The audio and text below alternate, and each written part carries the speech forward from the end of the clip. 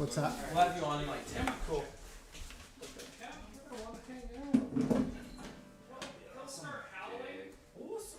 That's what they do in that one song, right?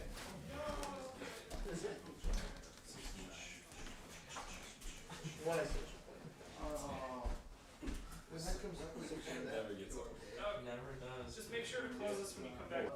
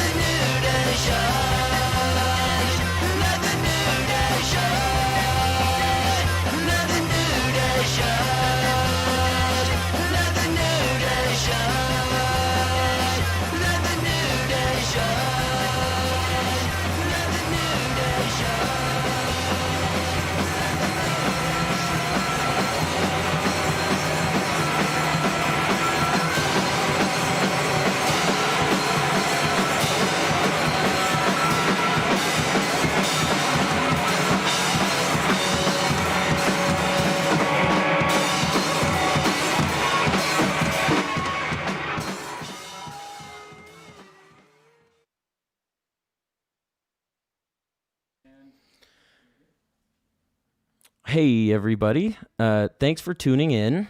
We are at Tyson Kreider's house. It's over there.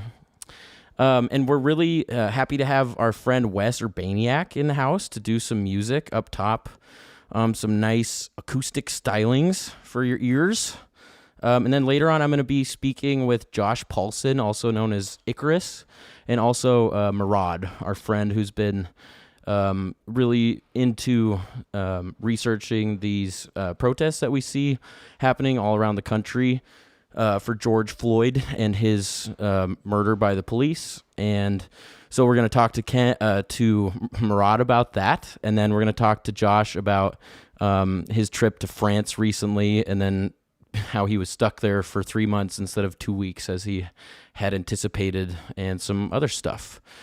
So thank you for tuning in. If you want to donate tonight, we are asking for like $5 or $10. And all those donations are going to the Minnesota Freedom Fund, which is providing bail money for protesters who are being arrested at these protests. So if you want to support them that way, we would greatly appreciate it. You can find our donation links in our description. Yeah. So without further ado, here is Wes Urbaniak.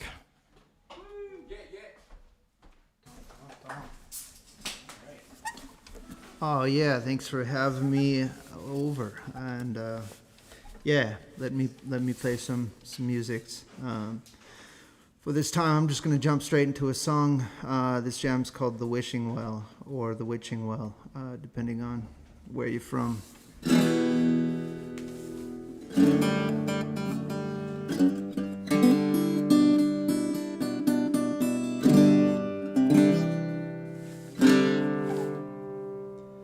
We don't have to know the way to good.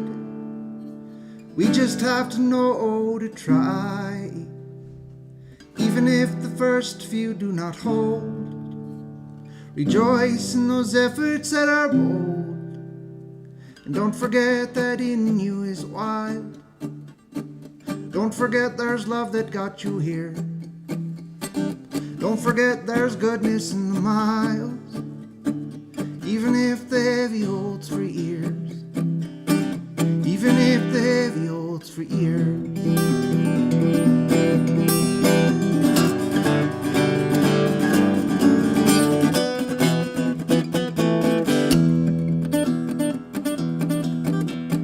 What is this? What's happening to the people? The dams that hold the fear back are failing. Still witness goodness if you're able. The tide will raise all spirits when it comes. As with fire there will be ashes, a sign of all the things that have been done. So still witness goodness, you are able. The tide will raise all spirits when it comes. We don't have to know the way to good. We just have to know to try. Even if the first few do not hold, rejoice in those efforts that are bold. Don't forget that in you is wide. Don't forget there's love that got you here. Don't forget there's goodness in the miles. Even when the heavy holds for years. Even when the heavy holds for years.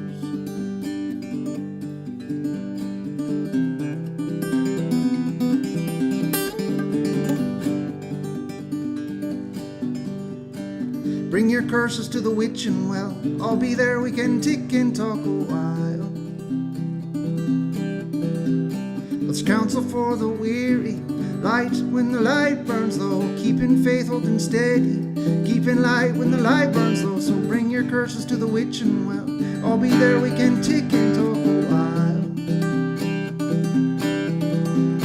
So bring your curses to the witching well.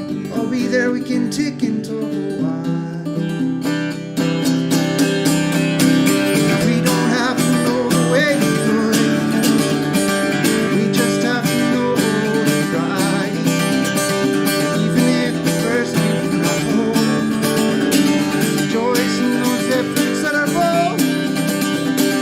Don't forget that. there's love that got you here. Don't forget there's goodness in the miles, even when the heavy holds for years. Even when the heavy holds for years. Even when the heavy holds for years.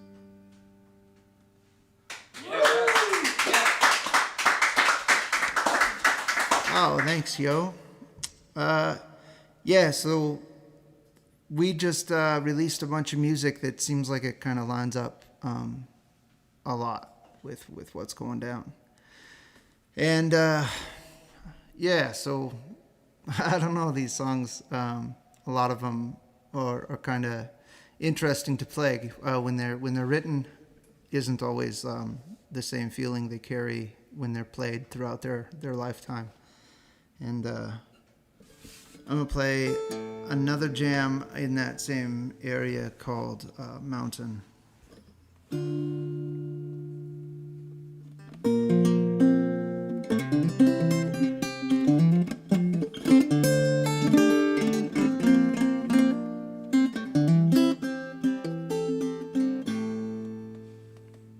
I am still here, mountain.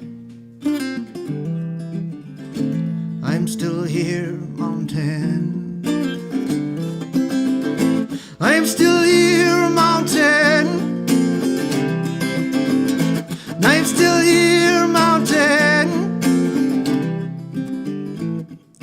I cannot tell how high up the mountain I've climbed. Cannot see through the forest. Cannot see a way out of this. The higher up the mountain that I go, the rise gets steeper and I cannot find my flow. And the burdens that I bear sit heavy on my spine. There's a man that I'm looking for and that is why I climb. But I'm thinking with worry, my vision gets blurry. Cannot go faster but still I'm in a hurry.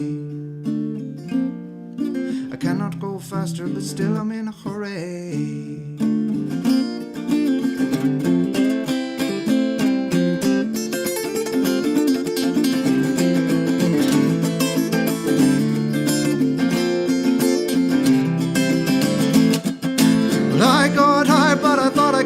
I'm burnt inside. Damn, I need the fire. I got high. I thought I could get higher. I'm burnt inside. Damn, I need the fire. I got high. I thought I could get higher. I'm burnt inside. Damn, I need the fire. Damn, I need the fire. I am still here, mountain.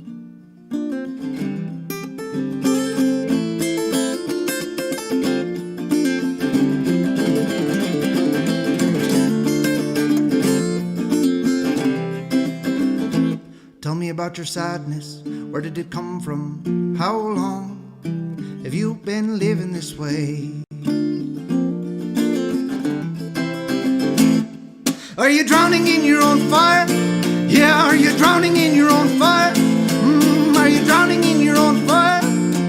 Are you drowning in your own fire?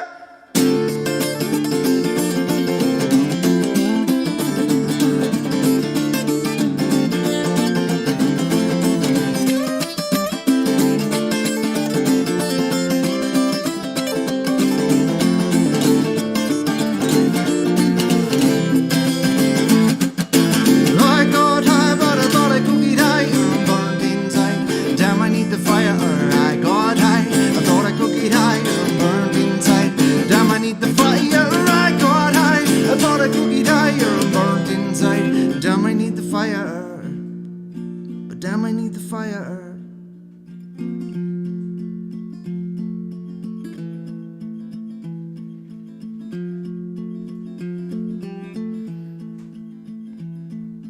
I go until I break. I fall down and heal. I rise again, oh mountain, here I am. I rise until I break, oh mountain, here I am.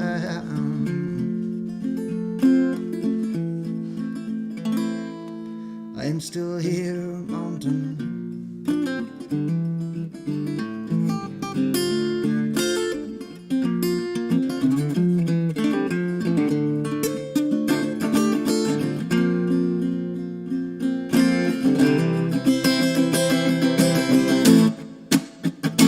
I'm still here, mountain.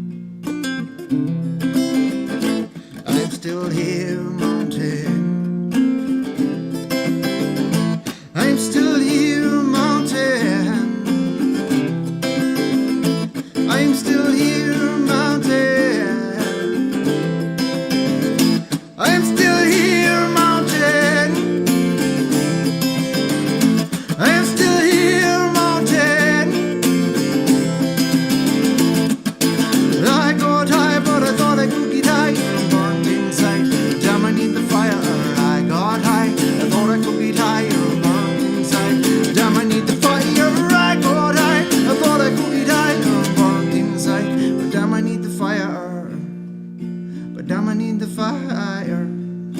But I might need the fire. But I might need the fire.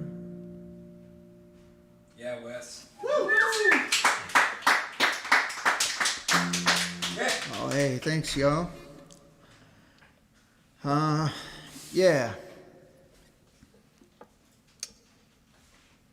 See if I remember how these things work. It's a lot of capos.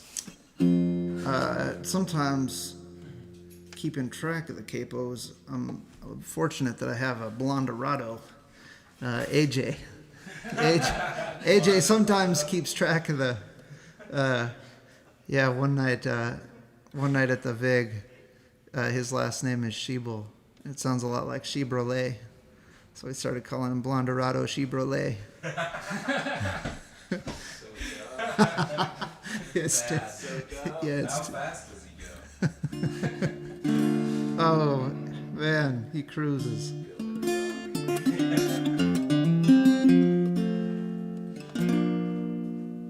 I play this jam quite a bit with Anna Page. She does some spoken word over it. That's pretty cool. Pretty cool stuff. And it's not quite the same without some of those interactions. So, but this jam's called Lifeline.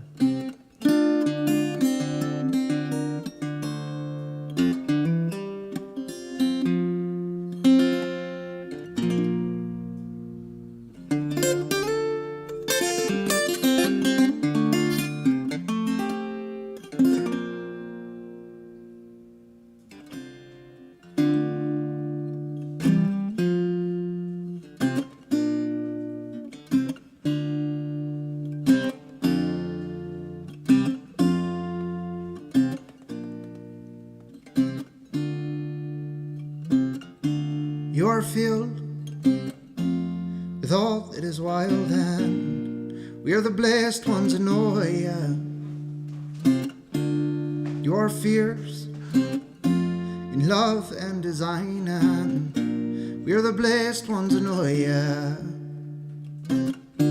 Oh, when hell brings you in low, you are the first one to fight it. Sometimes that heavy's too heavy to hold, and you're gonna get crushed by it.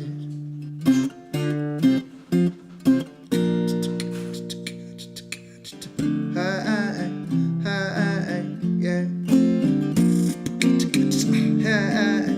Hi, hi, yeah.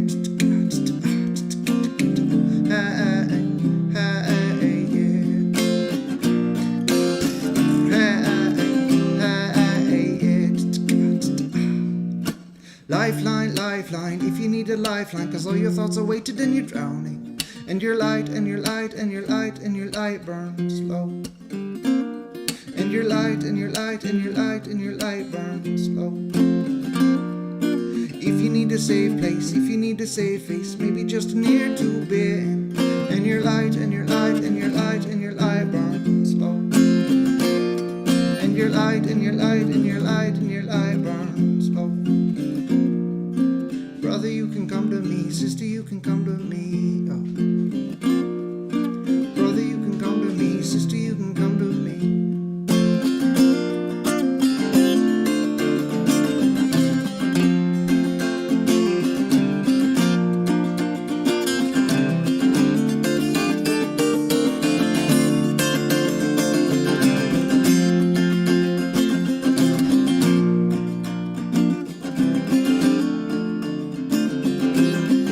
There's a strangeness in the holy. There's a thorn now in the spirit. When once we were wild, now we only seem to fear it. There's a laugh that I remember. It stood bold beyond the heavy. There is silence now and anger. Will we know when we are ready?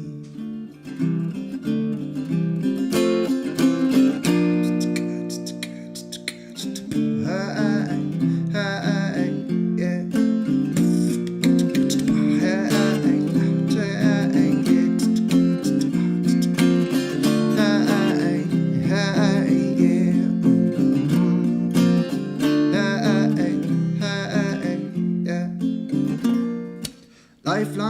lifeline, if you need a lifeline, cause all your thoughts are weighted and you're drowning.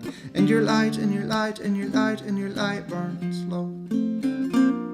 And your light, and your light, and your light, and your light burns low. If you need a safe place, if you need a safe face, maybe just an ear to bend. And your light, and your light, and your light, and your light burns low. And your light, and your light, and your light, and your light burns low. Brother, you can come to me, sister, you can come to me. Oh. Brother, you can come to me, sister, you can come to me. When your light, when your light, when your light, when your light burns low. Yeah, Wes. Hey, Wes, I'm wondering if. Give me 1 second here. Okay. Wondering if you can tell us a little bit about the instrument you're playing. Who makes that? Yeah, what is that? Oh, this guitar is man, it's seen some miles. I have 4 kids, all of which are getting older, and each of them has broken my guitar once. And one of them, my youngest, his name is Elias, but we call him Sherpa. He has broken it 3 times now. Yeah, he's got the record. Beat that. Yeah, I'd get home from tour, and I'd be hanging out with him in the morning and fall asleep on the couch and wake up, and he'd be standing, saggy diaper, standing on my guitar case, like, woo! Yes. Look how awesome it is. When I jump off of it, it makes sound. And this guitar used to be a full-size guitar, and then over the years of fixing it and repairing it and trying to keep track of the parts, it shrunk. And a couple of years ago, I took it all the way apart, unbent the sides, and then rebent them so that it was a smaller guitar like this. And I've been playing it this way ever since. But yeah, wow. Yeah, I built these. And the insides of most of these instruments are 100-plus-year-old pianos, and lots of recycled materials, I was talking to Jessica. Lechner? Yeah, Jessica Lechner. About her new piece that you gifted her. Yeah. And that had like tons of wood from all over. So you use a lot of old wood from different places and stuff. Yeah. That one has a lot of wood. That one also has 100-plus-year-old piano parts inside. So when this whole thing, when the COVID lockdown stuff started, man, there's kind of a crazy story with giving instruments away. And a couple of years ago, we had figured out that I had given away a year of my adult life's work in instruments. I'd given away roughly 50. Wow. And it was crazy to think about that at the time, like how much we struggled with our family and with our finances all the time, and how we were still able to do something like that. And we still do a lot of stuff with instrument giveaways. And when this started, I decided to take whatever I had at home and give them away.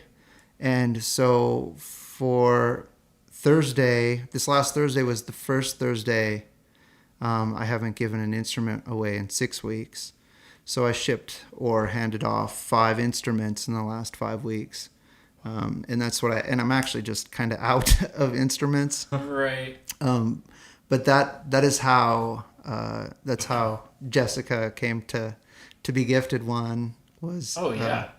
Yeah. And they're cool, man. Those instruments are, they kind of have a life, and they kind of do cool stuff. So Jessica's actually commented and said that her guitar is gorgeous and she loves it. awesome. Yeah, it's so cool seeing her play that. And I went to watch her and Nick Kazab and AJ play and Eric Olson at the garage on Friday, and 2 of those instruments up there were came out of the shop. And So cool. AJ's instrument is super cool because it was from his the top was from his grandpa's shed.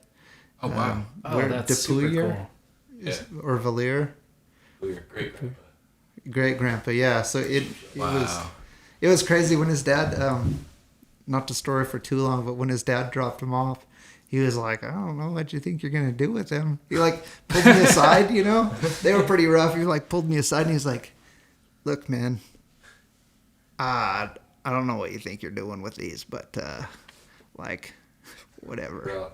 Like Yeah, hopefully you don't embarrass yourself too bad. Good luck. I was like, AJ's dad, you're all right. You're all right. He's got standards.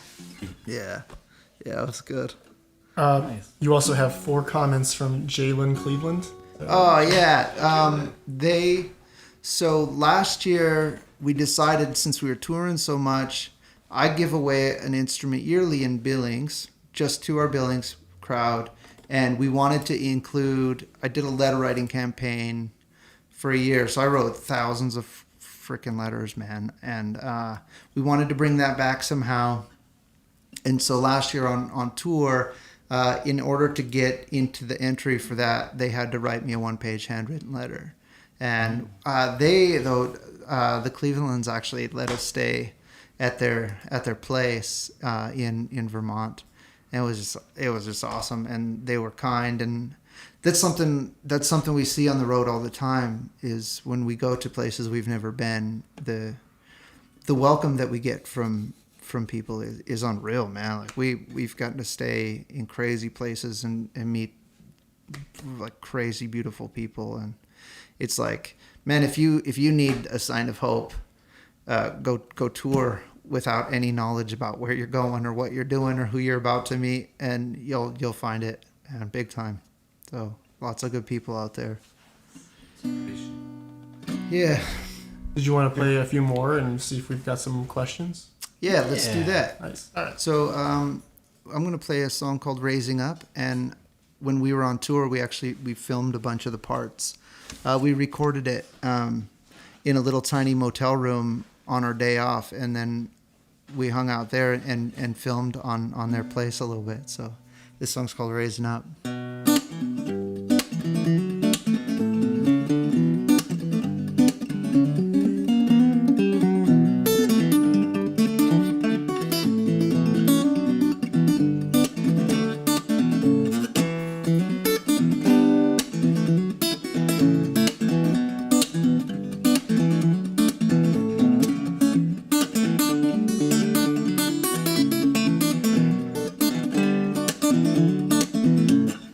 I've been talking to the stars. I have carried the fire far across the sea. Now that I am grounded, I am seeking what I must, and I am seeking you, seeking truth, and I am seeking you. I've been talking to the moon. I saw it in a dream, yo, the things that I must do.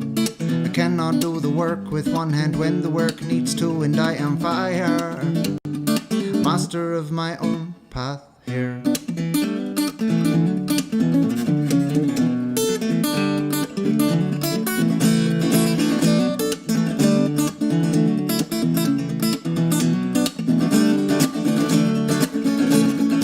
I am raising up a good heart. I am raising up my soul. I am deepening myself through burden. I am building up my home, yo. I am building up my home.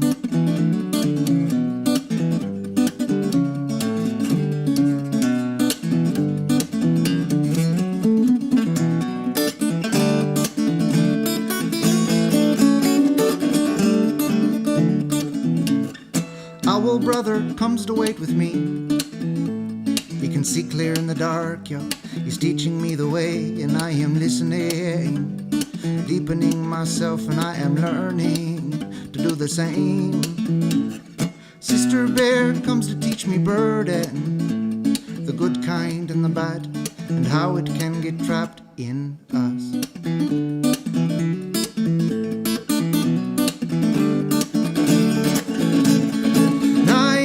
Raising up a good heart. I am raising up my soul. I am deepening myself through burden. I am building up my home. Yeah. I am building up my home.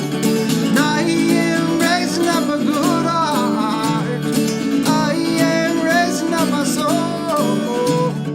I am deepening myself through burden. I am building up my home. I am building up my home. I am building up my home.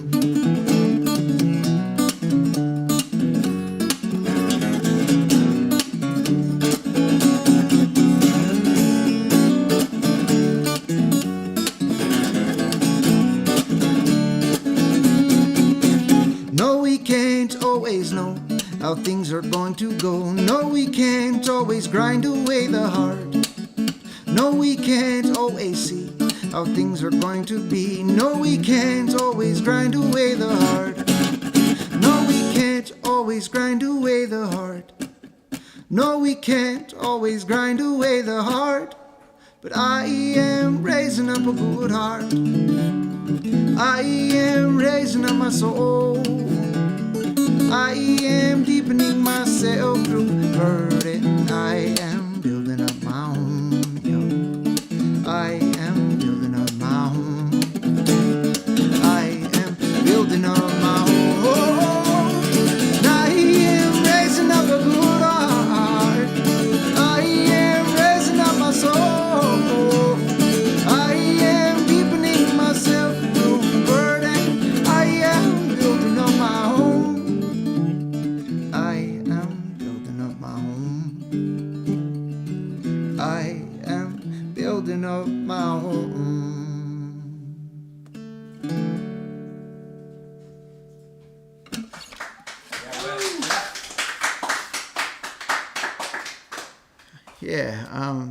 Yeah, so maybe I'll play one more, and then if anybody has some questions, they can ask them. It'd be good, all the questions. Questions.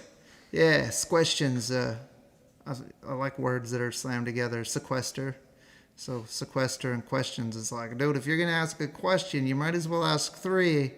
So that makes them questions.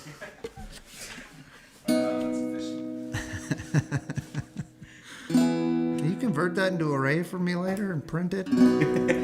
You bet. Thank you. We'll do that.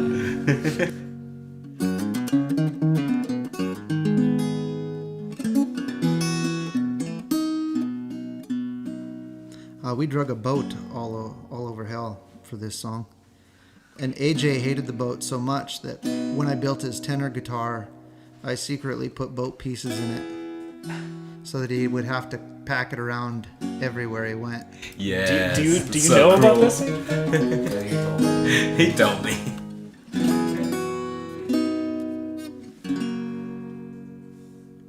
When we are too wise to receive wisdom, and have we made it to the end? An end certainly we've come to, and when it came, what could be done, what could I do? From this place, do we march on? Or do we take our rest upon this ground?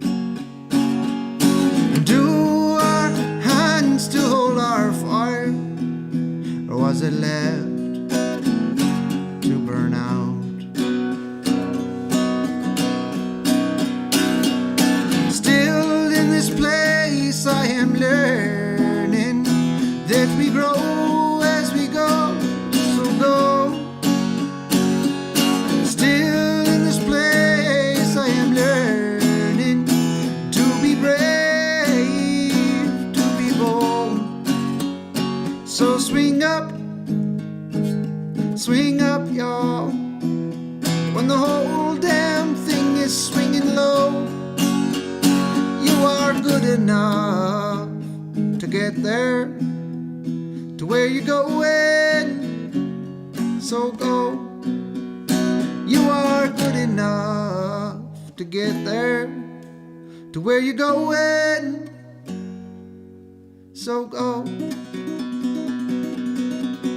I threw rocks when I was younger.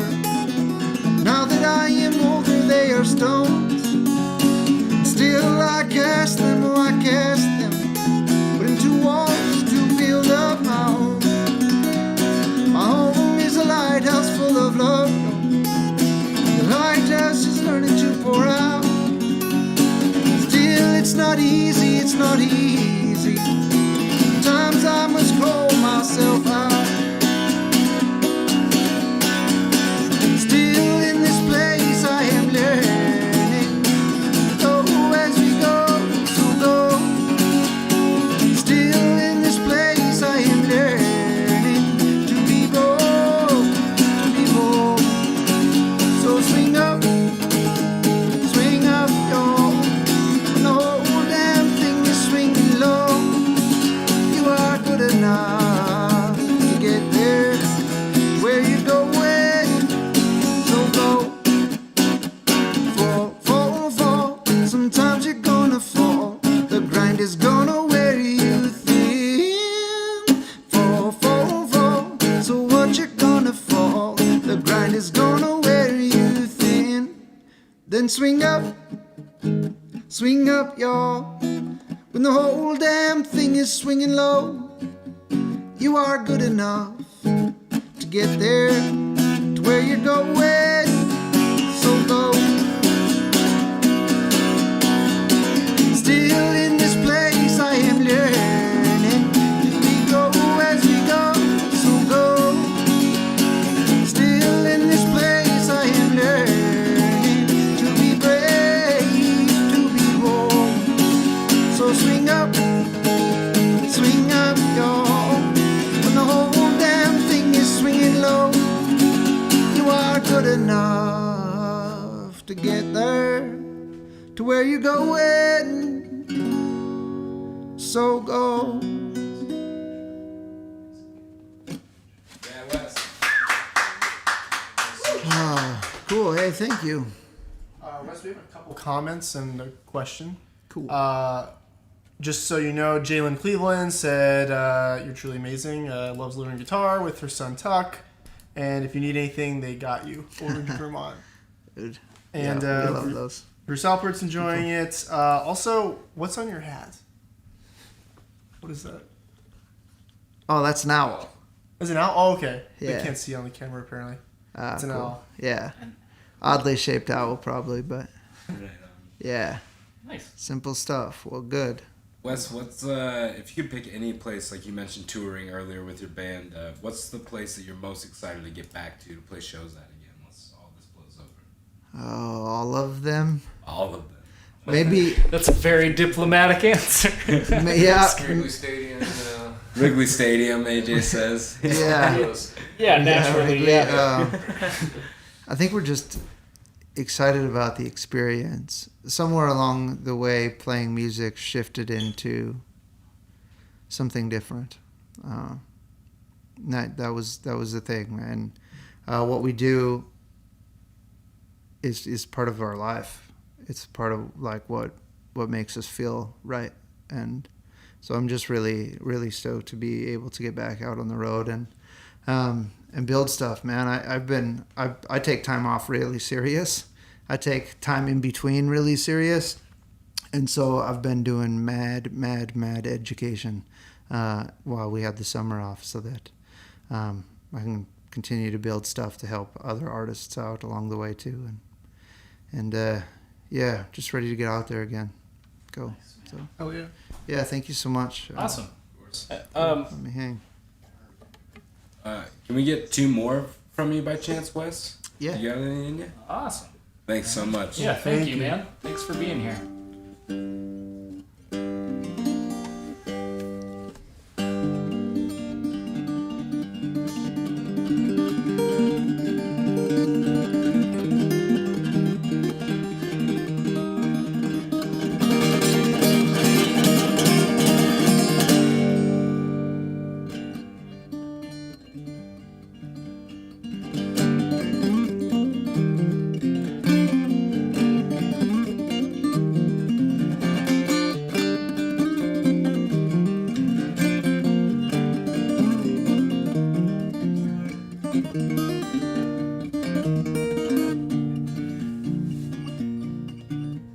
Here I go, all this madness is behind me. Into death is where I lean, it's where you'll find me. I'm only a memory to you, grown in hate and love, you knew me well. But I'm only a memory to you.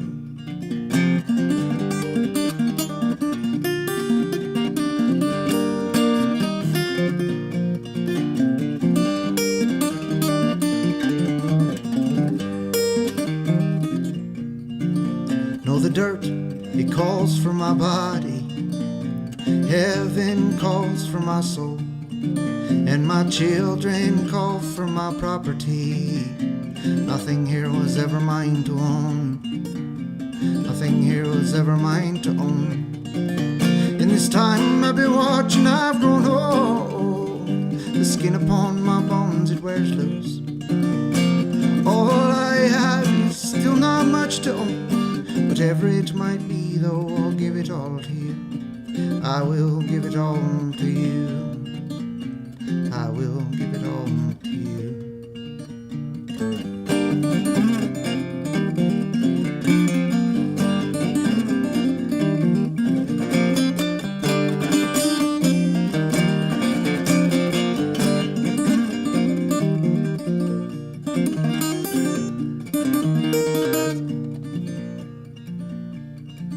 All these words, you're confusing up the meanings. Love is fierce, it can be kind, but it is fierce. Hate is cruel, but it's a necessary evil. To not know both is to deny each the other. When you know them, you'll see that they are brothers.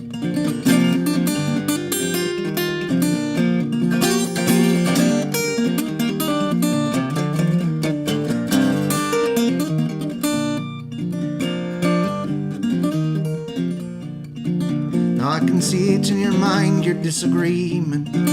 I can see it, you don't think that I can see it well enough. For goodness, try to rise above it. No, I don't see it like you do. No, you don't see it like I do. In this time I've been watching, I've grown old. The skin upon my bones, it wears loose. All I have is still not much to give. Whatever it might be, though, I'll give it all to you. This time I've been watching, I've grown old. The skin upon my bones, it wears loose. And all I have is still not much to give. Whatever it might be, though, I'll give it all to you. I will give it all to you. I will give it all to you.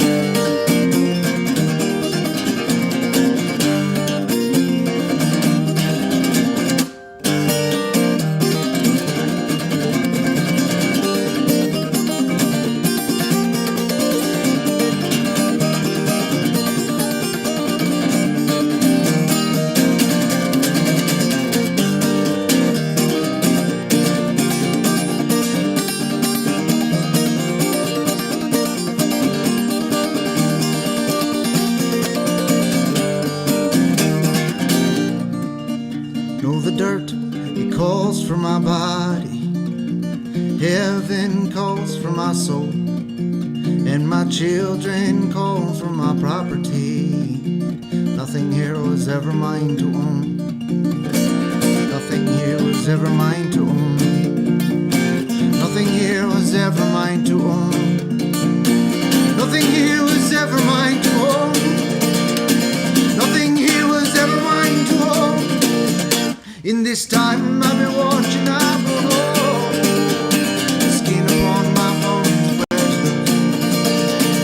All I have is still not much to give. Whatever it might be, though, I'll give it all to you. In this time I've been watching, I've grown old. The skin upon my bones wears loose.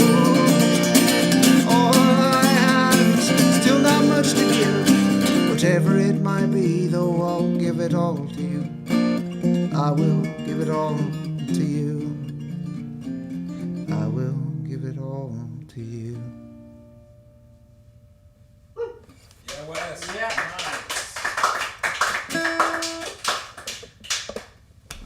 Cool, and I'll play through one more. This jam is called Go Bout It, and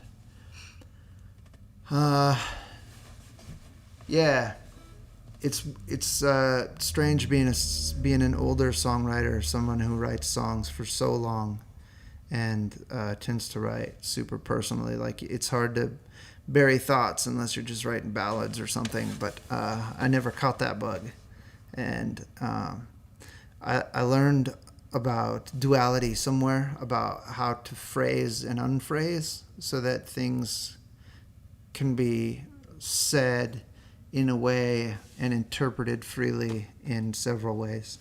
It makes songs, it made me feel okay to push a song out there with the meaning I intended, and it allowed me to hear what the song was to somebody else, like how they interpreted that or what it felt like. And yeah, this song is kind of light, but there's a lot in it. So this jam's called Go Bout It.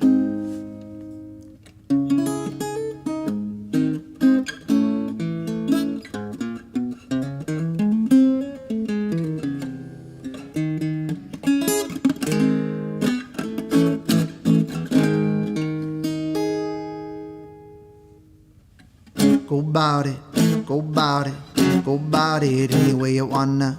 Go bout it, go bout it, go bout it any way you wanna.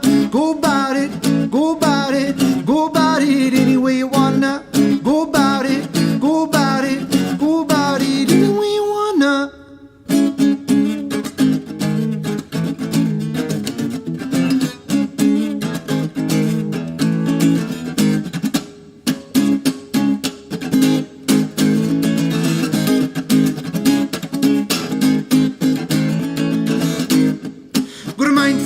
And that trouble it doubles when I fumble the words that I mean to say. And people get confused by the things I do, but the gravity pulls the same. Got a whole house made of concrete, and I throw up on the rug. The world is hard and full of hate, and shit I hurt the ones I love. Oh no.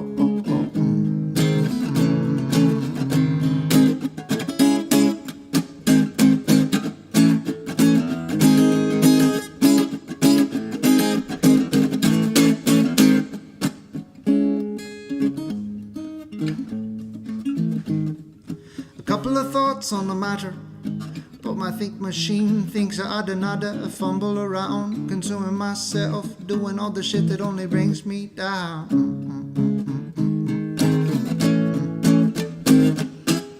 Go bout it, go bout it, go bout it any way you wanna. Go bout it, go bout it, go bout it any way you wanna. Go bout it, go bout it, go bout it any way you wanna.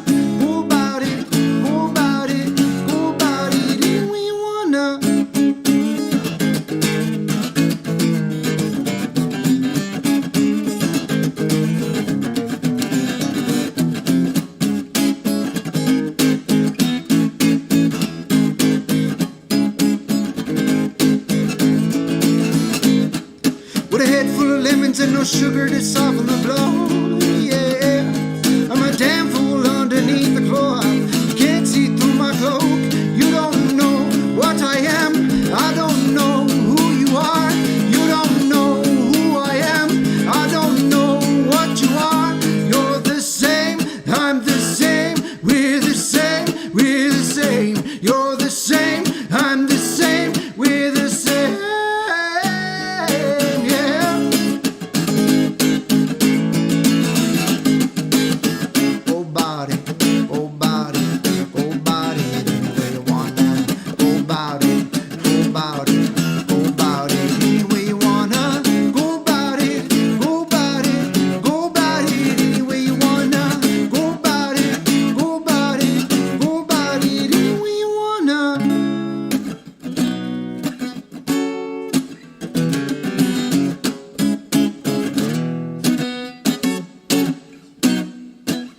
What did you wanna know and how did you wanna grow and how do you wanna be known when you grow old? What did you wanna do with a life that you've been given? What are you doing to make that the life you're living? What are you doing?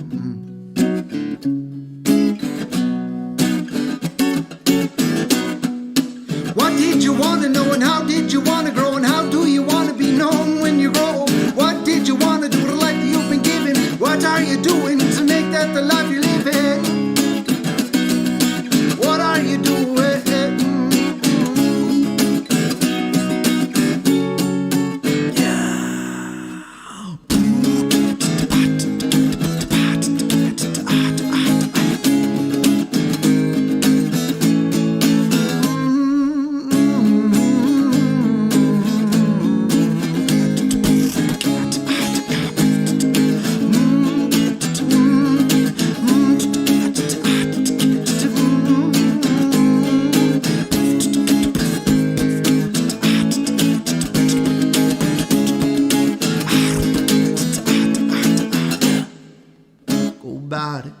Go about it, go about it any way you wanna.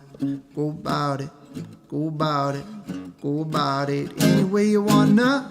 Go about it, go about it, go about it any way you wanna. Go about it, go about it, go about it any way you wanna.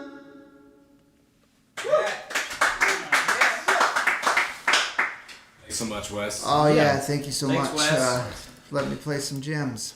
For Yeah, you. man. And hope you all are great out there in the socials. Yeah, go witness something good. Go do something good for others to witness. Cheers. Awesome, man. Thank you so much. All right, and with that, we're going to go on a quick break. Stick around.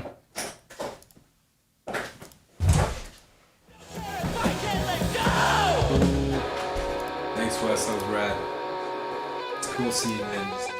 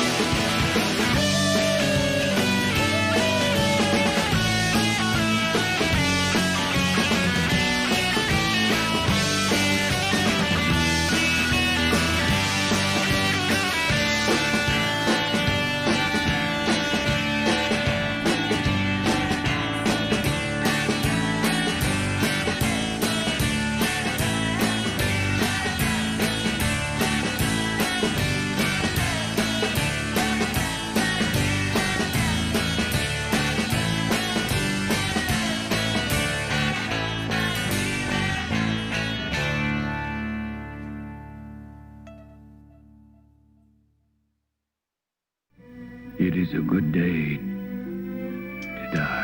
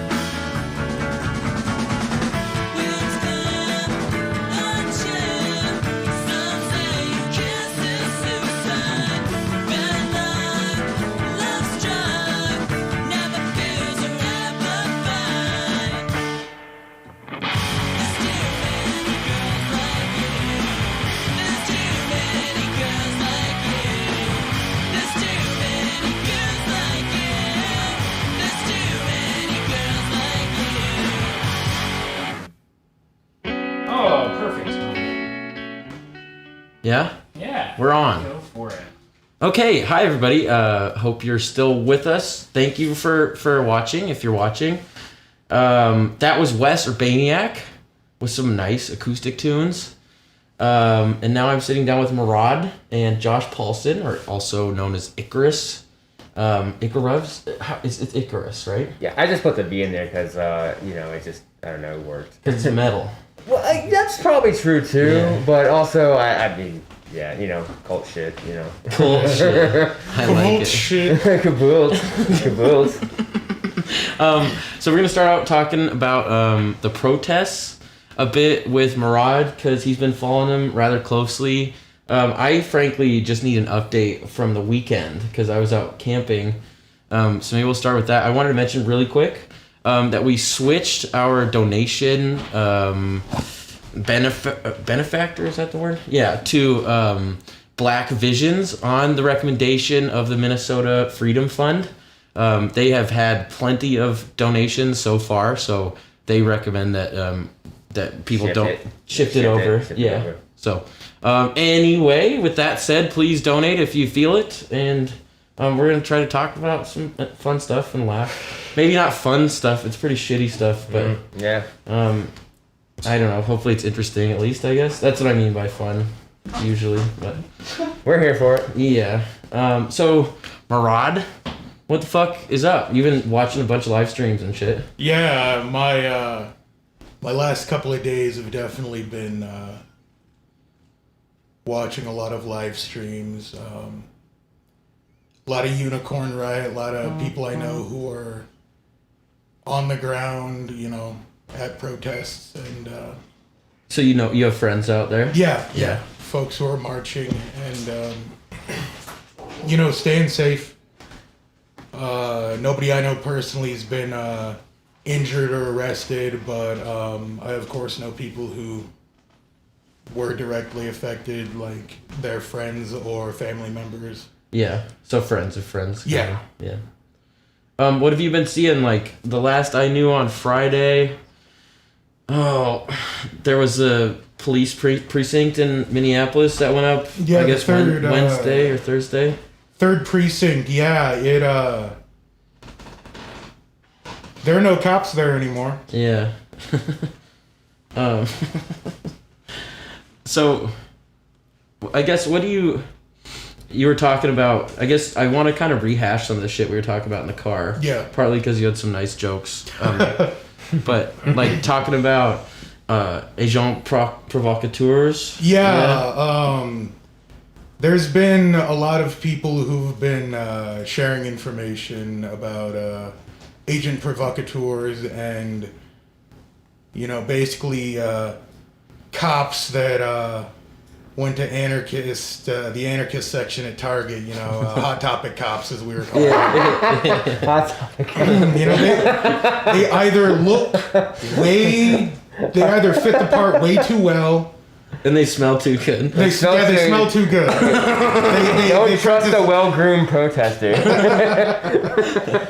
But on the real, they are, there's telltale signs. You can look for outlines on their clothing. 9 times out of 10, they're gonna have some sort of body armor on. Mm. They're gonna be wearing something that's signaling to other officers that, hey, I'm with you. Oh, really? And there's a lot of officers, just in general, that are covering their badges, which is Illegal. That's illegal, yeah. Illegal, yeah, illegal. Mm. It's really unfortunate that we have a group of people that are sworn to protect, maybe not us, but they're sworn to protect something. Yeah. And they see us, civilians, common people, as a game. Yeah. There's been a lot of footage of police being the ones who are escalating peaceful protests, Right. and it's needless excessive violence towards protesters as well. It's funny that you mentioned the word violence. Something that we hear mentioned with regard to these protests is that they've turned violent, and usually that's meant referring to like the protesters are turning violent by looting and breaking up shops. But in my head, it does seem like it's usually started by the cops at least. If you're, and then, you know, sorry to cut you yeah. off. If you go to a protest dressed like it's going to be a riot, who do you think's going to be starting that? The ones dressed like they're there for a riot. It's usually law enforcement. Almost 100% law enforcement. Yeah, and then they push it. Mm-hmm. So my question is, like, of course, they're called violent, but usually that violence is referring to the violence done to property. Yeah. Or, which, there's a question about how violent that is. I mean, it's violent if you look at it from a capitalist point of view. It's violence against investments, monetary investments, Right. capital. Right. You know. That's the idea, yeah. I guess what's so wild about these protests, of course, is like how they come after this pandemic. Yeah. Where we see very clearly how much like the state values capital over human lives. Oh, 100%. You And know, then- if you're gonna, you know, effectively commit war crimes and fire tear gas on civilians during a, you know, pandemic that It's respiratory. yeah. You know, Shit. I mean that's you're asking like for trouble a there. respiratory illness, and then it's like, okay, also Here, we're let's gonna have apply something. this gonna cause you to not breathe. Here's some chemicals for those lungs. Yeah. Josh, you been following the stuff much at all?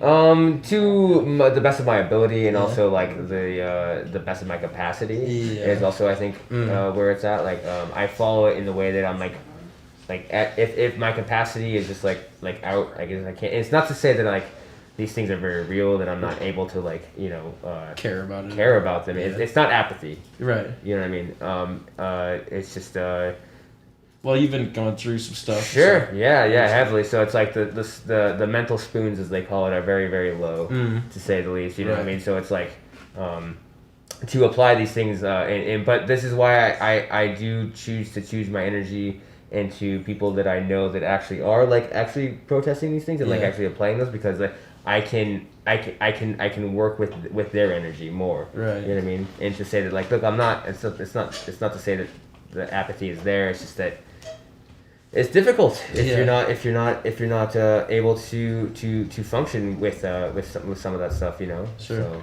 Yeah. Ken, do you have a fucking talking point we could talk about? I want to hear more about, because I just heard about of course, curfews in a bunch of cities and states, which is crazy. So I'm wondering how much are those being followed, or how harshly are they enforced? There was footage online that it's readily available. Just look on your timeline, your news feed. I believe someone can correct me if I'm wrong, but I believe it was in Minneapolis, where there was a cadre of police marching down the streets, yelling at people to get inside, and a lot of the people who were, outside were on their property. Curfews only affect public property, i.e. sidewalks, streets, public businesses. But if you're on your own personal property, then You're following. you're following it, and the officers stopped, said light them up, and started hitting people with paint markers. I heard about that. Is that like a paintball gun, basically? Yeah. It's to just mark you, let them know you were outside. It's Because if you hit they already know, right? Yeah. It flashes. You're like, oh, that's you've been hit. It's weird because I was expecting some military presence as a consequence of COVID stuff actually. Like Yeah. Like National seemed- Guard type stuff? Yes, I was expecting. Which we now have, Well- but for a completely different reason. Yeah, right. And it seems like it would have taken the National Guard to get Americans to stay home and not want to go get a haircut. Yeah. So in that sense, I think I was right in like predicting that that would happen, but it didn't because our country ended up going like fucking pretty crazy with it and like. But now we are seeing this stuff and curfews. It's of course like kind of already a tired talking point, but the stuff about like how dystopic our Absolutely. world is. You know, it feels like we're in a William Gibson novel. Yeah. Which is like, I mean, damn. Yeah, but we don't have all the. I mean, we do have. Yeah, all we the don't have all the like. What about the other cool stuff that Yeah, what happened about in the that? cool technology? Oh wait, we're a bunch of Oh, low damn tech. it, we just low tech fucking. Elon dude. Musk is the guy for that Fucking- shit. Yeah, Elon Musk is the figurehead. He's the technocrat out here. I don't know if we want to pivot and we can come back to protest stuff. Like, you want to talk about some of your stuff, Josh? Sure. Yeah. I mean, whatever questions you have to offer. Yeah.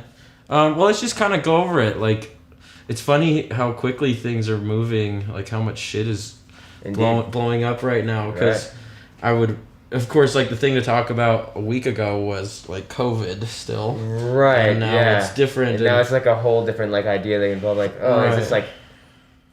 Is it still like on brand? Like, are we still like? That's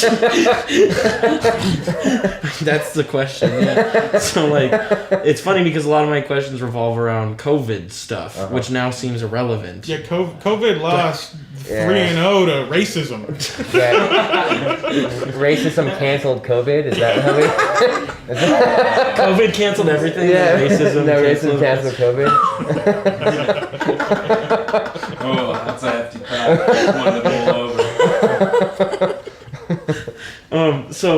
But I don't want to say that your stories are irrelevant, of course. Fair, So, yeah, fair. And I want to ask you, and of course, there's other heavy shit and heavy issues that are relevant to your situation as well, like we were talking about. So just kind of how to get into that. Let's start with like where you've been the last 3 months. So I've been. I was quarantined in France, in the northeastern side of France, for 3 months at a chateau, like an estate. That's like it's a small village that's involved there. It's an artist residency. It's even weird to say that like I was quarantined there in the fact that like I was. I got the acceptance letter to go out there, and it was supposed to be 2 weeks. Which was kind of like a highlight of like my existence, I'd say. And I was like, oh man, I'm a real artist now. Like, you know, I mean, I'm not to put it in such light, but like that's what it was. There's lots of triumphant stuff that was involved in that, you know. Sure. And then throughout those 2 weeks, there was.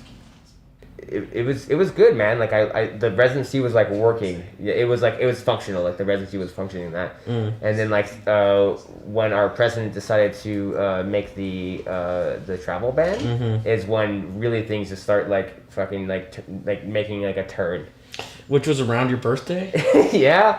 Happy birthday! Yeah, so it was like, oh man, like I had my birthday out in France. This is great. Like I've never, you know what I mean? Like I'm not a birthday celebrator. Like I'm not about the whole like celebrate me thing. Like it just doesn't work for me. But I was like, I'm in France. Like I can do this now. Like I have some involved in that. And then that's that specific day. Well, I was kind of time traveling because I was like 8 hours ahead of people, and so like that announcement had come to us in like technically for you guys would have been the 11th, but like during the like night that we were like partying and doing all that for my birthday is when it hit. Oh wow, damn. So like that was like again like. That's right, universe. I fucking yeah. This is why I don't celebrate things. You know what I mean? So that happened, and then immediately after that, there were a lot of the residents that were like, "We need to get home." You know, This is something that's very serious. We don't know when we're going to be able to get home. And so a lot of the residents left like after that. Like they just like did their best to get out of there. And then like a couple days later, my flight was canceled. Not knowing how to like get a hold of the plane, like the flight, like not knowing how to like get a hold of that. Mm-hmm. And then like it just evolved into the like people were just leaving like as when they could, you know. The train stopped running. So I'm about 3 hours away from Paris. Yeah. Which is like the main hub where you would like do everything you need, like to like fly out to do whatever, you know what I mean? Right. So like it's not an easy task to just be like, oh, I'll just go to the airport. You know what I mean? Like here, for instance, like we'll just be like, oh, I'll just fucking go to the Pop airport. up there. Right, yeah. It's like a journey. Right. You know, so the main way of travel is through trains. Yeah. And also France specifically, I don't know, I would say probably most of Europe, but like France specifically issued a you can only have like one person in the car. So even if I was like, okay, we can just drive to like down there, like you can't even do that. Because you would need a ride. But right, like I'm a passenger. Yeah. As a passenger, I'm technically breaking like the fucking you know the whole thing. Huh. So so you're stuck trying to talk to the airline and trying to figure out what you were doing. Yeah, and then like the trains like stop running, like that doesn't like work, and I'm just like, okay. Travel is also just very hectic at this point in time. You know what I mean? Like even if that was like something that was like applicable, you know, I could like, okay, like you got all like, okay, I got renewed my ticket. I can do this. I can get to the destination. Mm-hmm. Travel itself is just very at this time like it's chaotic. It's restricted. It's chaotic. It's more than anything. I see. You know what I mean? Yeah, yeah. So yeah, that was interesting for sure. And then I just talked to the director, and I was like, "Hey, man, like, can I at least get like a week, like or two, you know what I mean, extension to like you know hang out and like do what I need to do to at least to like things like calm down." Yeah. And he was like, "Yeah, of course." Like we worked out something that worked out. You know, I just I was like, I'm gonna do chores there. Yeah, you know what I mean? Like some work in progress that works. Yeah, and then and then after that, like France, like was like we're on lockdown now. Like you can't go anywhere. Like if you're where you're at, like stay there. Yeah, yeah. You know, and that sort of evolved into 3 months. 3 months instead of 2 weeks. Sure. Yeah. And you said you initially went to do like visual art stuff. You're drawing. Yeah, so my main medium is pen and ink on Yes. like watercolor paper. Right. Like that's my main medium that I work with. And I had when I was going there was like a project I had in mind. I was like, this is what I'm gonna do. The extension or the challenge for me when I was doing with those first 2 weeks was that I was working on a larger piece of paper instead of like a 9x11 or whatever. I was like, nah, man, like I'm gonna fucking blow that shit up. Yeah. I'm gonna just like work in the way that I can. It's gonna be. I got 2 weeks to do this. Yeah. You know what I mean? This is it. So like every day I'm just working. Like I got 2 weeks. Like fuck it. Like whatever. You know what I mean? Yeah. And then after that, so I got that initial project done. Right. Were you happy with it? Oh, absolutely. Nice. Yeah, I walked away. I was because then you have like your presentation that you do at like they go to every studio and like they're like, so like what'd you do here? And you're just like, I don't know, I didn't do shit. Like fuck it. Like I don't know. Like you know. But I was like, no, I fucking worked on this for 2 weeks like straight. You know. Right. It was like very detailed work and I was happy with it. Yeah. Nice. And then like after that was when I was like, okay, I'm gonna be out here for an extended period of time. I need to work on shit that I've never even touched. Materials that I've never even worked with, right? You know, ideas that are just like so foreign to me that there's like mostly because I don't have the space or the time to like understand them. Sure. You know. Normally. So, yeah. Right. Yeah. I mean, you're just as a detail artist, like you work with pen and ink, like you're doing like very very like intricate stuff mostly. Yeah. But you're like, what does it happen when you get like a paintbrush in your hand and you have like a large canvas? You're like, dude, fuck that, I'm not doing that. Yeah, Like, yeah. But if you have like a studio that you can do that and you have time to just be like, okay, like what happens? Did you have mentors at all who were kind of? I would honestly feel that every single resident that had like stayed over the time lapse and when we were just like stuck there, every single one of those people was a mentor. Like Nice. You're living with people, you have to actually be there. Like Right. every single one of those people were mentors to me. Cool. You know, That's and it so sucked. nice. I felt like a needy kid because I was like, I just don't know things. I'm not academically trained, so I don't know things. So I'm like they're like an example of this is like and it sounds very basic in things, but things that I don't understand. You know, when it comes to priming canvas, Right. I'm like, what does that mean? Yeah. And they're like, you have to like prime the canvas before you can draw. I'm like, why don't you just draw on it? Like, I don't get it. Right. They're like, no, because the ink and the thing. I'm like, okay, and then so like they're like, and also you don't use like acrylic, you use gesso, and I'm like, what is like? I don't fucking know what that means. Yeah. You know, and it seems like naive, of course, but as someone who doesn't understand those terms. And has never really understood. Because they're technical. They are, but they're also like 101 shit that Sure. you would just be like, you just know those. And I'm like, I'm like, dude, I don't though. Yeah. So every single like person that was there, whether they worked on art or whether they're just like staff that was on board, was in that respect like also helping me in that way. Right. Kind of showing you, because there'd be like a painter there who would show you what's up and. Yeah, well, they would just be like, they're doing their own thing, and then I was like, Right. oh, cool, like, what are acrylics? They're like, well, you never, I'm like, no, I really don't. Right. Like, what are acrylics? I don't know what that means, you know? It sounds like basic stuff, but like, I've never worked with any of those mediums before. Right. So trying to expand that knowledge is, I don't know, it was weird, but fun. And you ended up doing some paper mache work? So that was another weird thing, is that, one of the larger pieces that ended up going through that was one of my Slavic friend that was out there from the Ukraine. He for one day he just like, I'm gonna make a plague mask. And we're like, what? It's like very fitting, obviously, but he did that, and then like the next time, like we're just like, well. Big, long. Right, yeah, like a plague doctor mask, like that they would use back in the day. You know, during epidemics, right. You know, or pandemics. Excuse me. What do you know the logic behind that shape? It was You would stick burn flowers. sage They would have and, flowers in there. Botanicals. Yeah.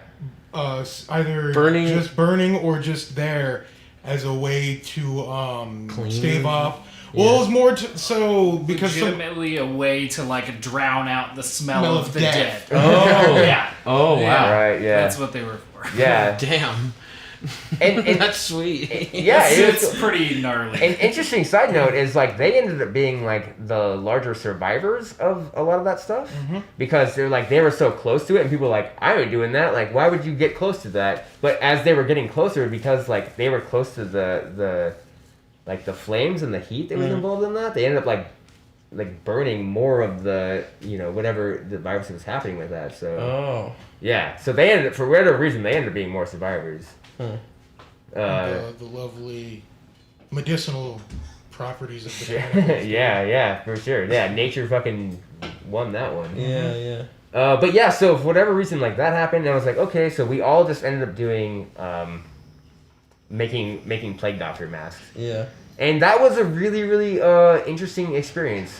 For one, I have never worked on paper mache. I've never done anything like that in my life. Also, I'm working in like a medium that like at least some direction. I'm like, this is material that I can work with. You know what I mean? This idea is very exciting to me. Work with physically, you mean, or what do you mean by that? Just the idea of building a plague doctor mask during this specific time. I see. Like that idea just really resonated with me. Cool. Yeah, so that was huge. And then also I was like, okay, so what can I do with this? I'm working with new materials. And if you're an artist and you know what it means to like expand new materials, dude, it's terrifying. It's terrifying, you know? It doesn't seem like it might be, but dude, it really is. Yeah. And you're in the unknown. Right, yeah, you're very much in that like just like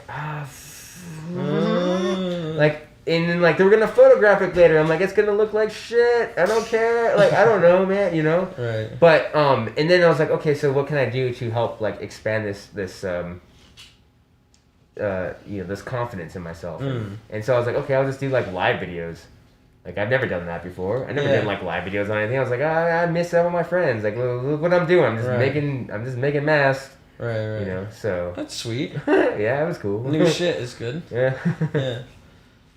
In the middle of this though, your stay in France, you had like your extended stay.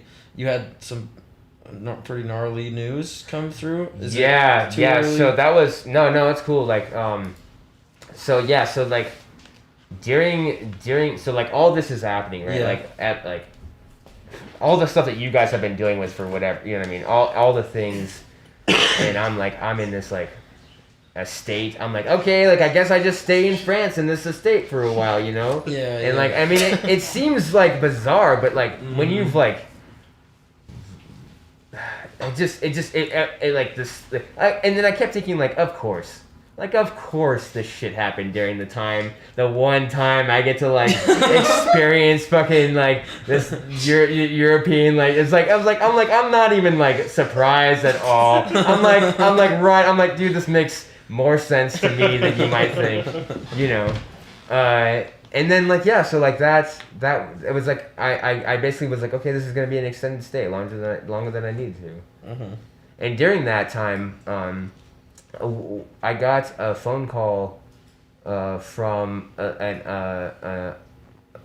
what's it called when the phone doesn't like register on the like unknown number or restricted. Yeah, there you go. It was a restricted number, and I was like that's weird. Like why would I get a restricted number call? Like it just didn't seem weird. You know what I mean? Yeah. And I was like I'm ignoring that, of course. Like you know. Right. And then it dialed again. Same thing. Yeah, and I was like, okay, like 2 restricted numbers call like right away. There might be something more to this than it needs to be.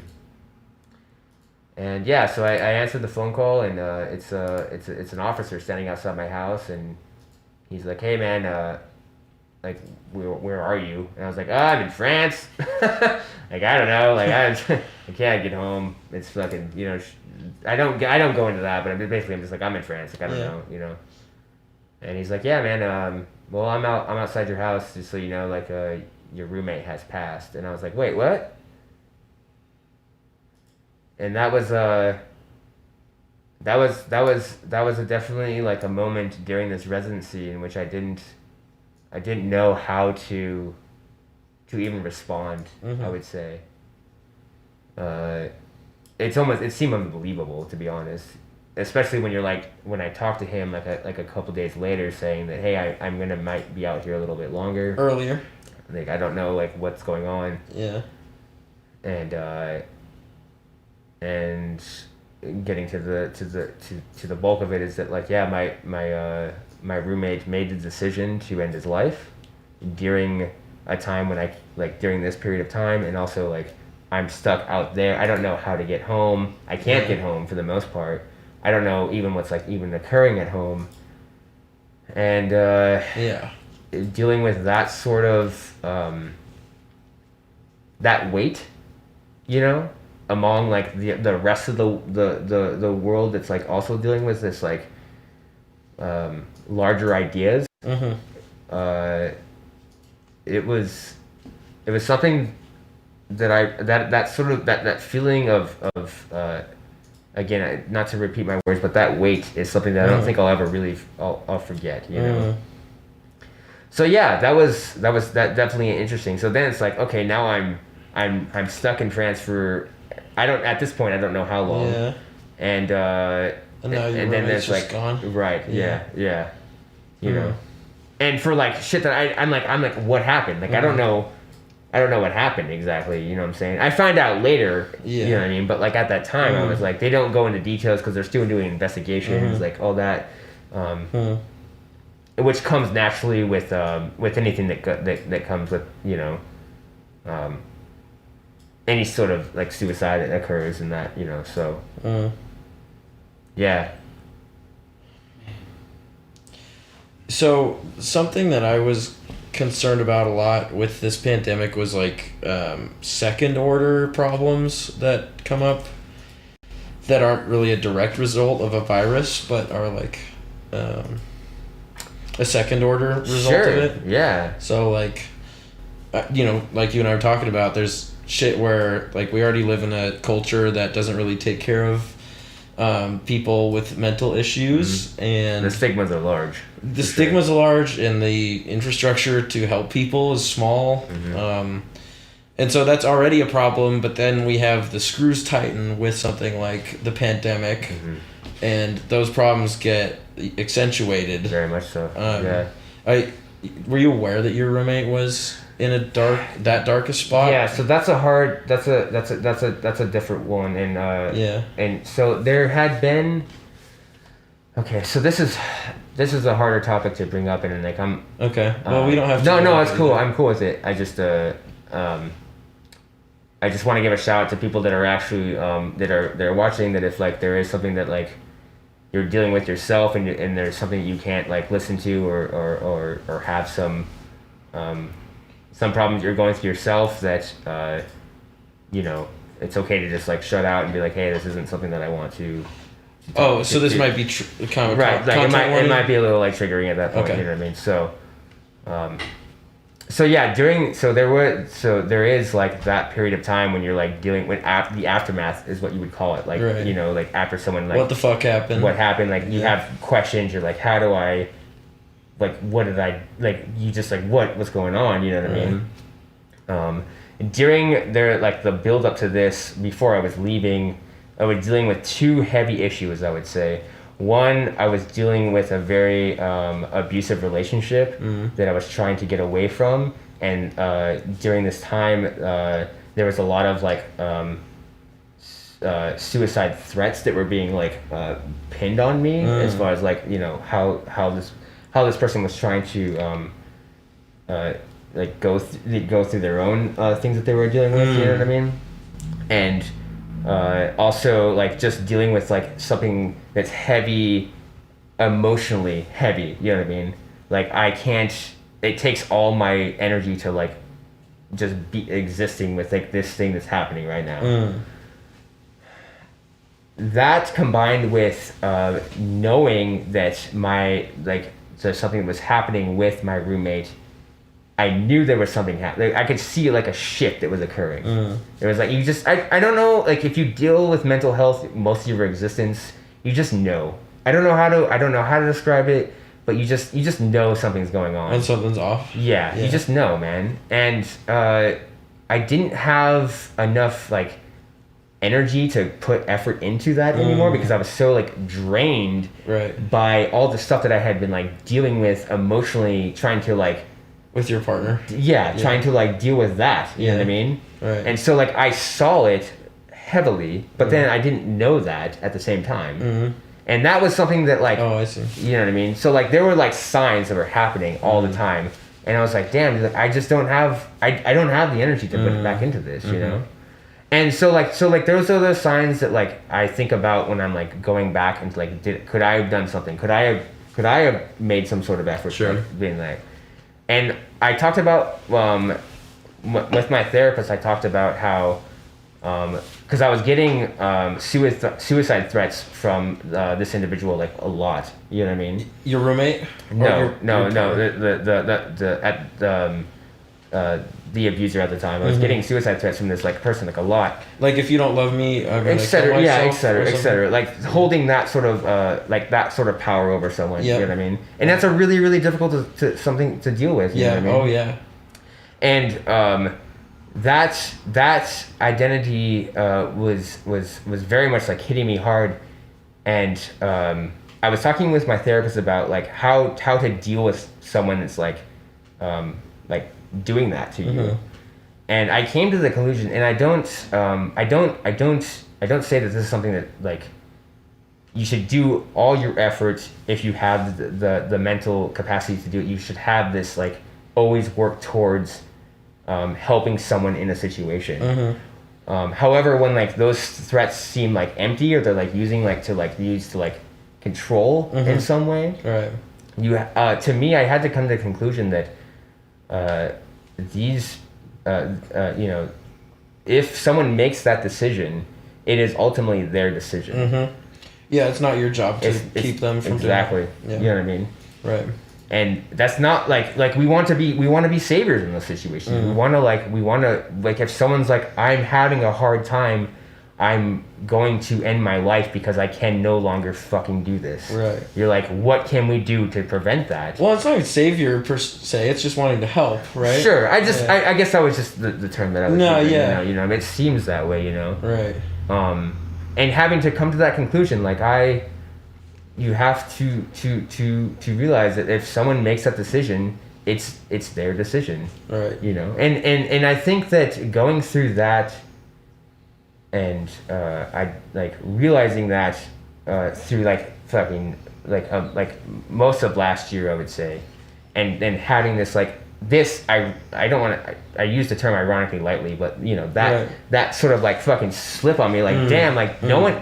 If you're doing that, no one, you don't know. It just happens, you know. Right. Really helped me, I guess, realize that, you know, when those signs are occurring,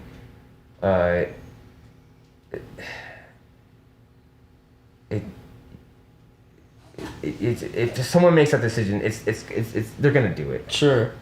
You know. Right. There's nobody that's gonna stop them. Sure. At a certain point. Right. And it relieves that idea that maybe if I could have done something, right. maybe that if I had just and it's weird because I talked to him a day before, if I had traveled, I'm thinking if I had gone home, if I had not gone to the residency, if I had not done something like that, if something like that had come forward, would there be some prevention that would have been involved? That you could have just been exactly. there. Yeah. Right. I mean, you have to come to the conclusion, no, it just happened. It happens. Yeah. You know. Right.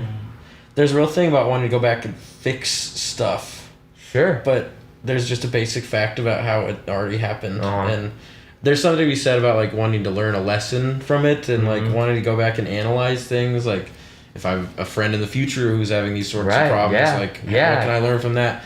But I think I'm finding, at least in dealing with my own stuff, is if I go back and try to obsess about how I could have fixed something, it's it's destructive. Not torture. It's torture. Yeah. It's very. It's you're what could I have done? You're everything. There's not a single thing that you could be right. I could have fucking. You know, you could have waited. I could have just flushed the toilet differently that day. The fucking toilet flushes the way you flush the toilet. Why would you? You know what I mean? I don't know. But still, if you're playing that little nitty gritty game, everything. You could say that. You're one maybe day. If I hung around that one day and didn't rush out to work, I could have talked to him. Right. And then it would have been different, and I could have connected. But it just doesn't happen. It doesn't. Yeah. I feel like it's a similar experience to of friends and family with drug issues and stuff like that too. It's addiction specifically is what. Yeah. Yeah, I mean, it's a similar thing where it's you can't be the savior. Yeah. It won't happen.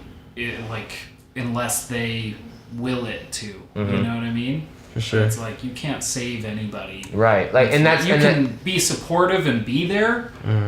To a point. I mean, everyone has their own life. Right. Right. Yeah. And I think that's why I've with talking to my therapist about that specific stuff that was happening before, and being recognizing that this was their choice is for me a good and for anyone out there that's dealing with anything that's mental health related and we're closed inside, just stay home, something like that, dude, sometimes it's not that simple to just be alone and live with yourself in the way that you need to when you have real fears and real demons that are you're dealing with. Those come out really, really heavily specifically during a time when we're meant to be in solitude. So well, we wanted, I guess before we go further, I don't know, were we gonna do some bullshitting today? Do we want to do that? I mean, we could have like a little bullshitty Sometimes we round do table-y these thing. Yeah, we do these talks and then we do like open it up. Sure. At the end, maybe take a break and then do that. Yeah. But before we do that, we wanted to do a plug with like suicide prevention. Yeah. So there's one specific. I got it. I think. Okay, cool. Yeah, there's one. I mean, and there are plenty of hotlines that you could call. But I would say that if not just to focus just on suicide, but like anything in general. There's like hotlines that like if you are just, abuse, like anything. You know what I mean? You're just like I can't do this. You know what I mean? My trauma is being affected. I'm like the things that I'm going through, and during a time when like you're supposed to be inside in solitude and like isolation. You know what I mean? In general, the worst things. Yeah, for sure. So there are hotlines to help. Like they that's what they do. Well, one that you sent me is the SAMHSA Substance Abuse and Mental Health Services Administration. So yeah, that covers like general mental health stuff and addiction stuff. Their number is 1-800-662-HELP, which is 4357. And of course, like you could just Google whatever issue. Yeah. And it's like if you're just like you're maybe seeing signs in someone else. You know what I mean? Just like, hey, look, I can't be there for you right now, but like these are people that may be able to. You know. All right, well, let's take a smoke break maybe and then come back and hang out some more. Yeah. If that's cool with everyone. Yeah, stick around, everybody. Also, we're taking comments and questions, so I don't know if we have a peanut gallery, but... We have questions for me when we come back. Okay, we'll hit questions when we come back. Oh, cool. Awesome. Sweet. Yeah.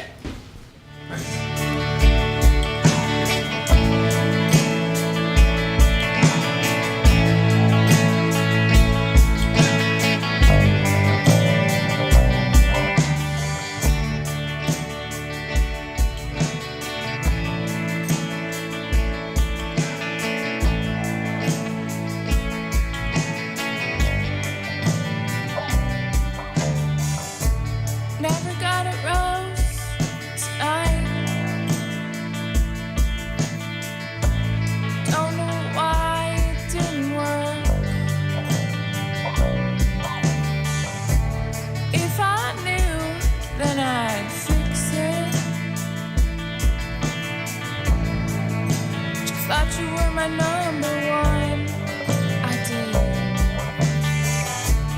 Really, truly thought we had a connection. Don't know anymore after this, because I never seem to be anybody's number one. I never seem to be anybody's number one. I never seem to be anybody's number one. I never seem to be anybody's number one.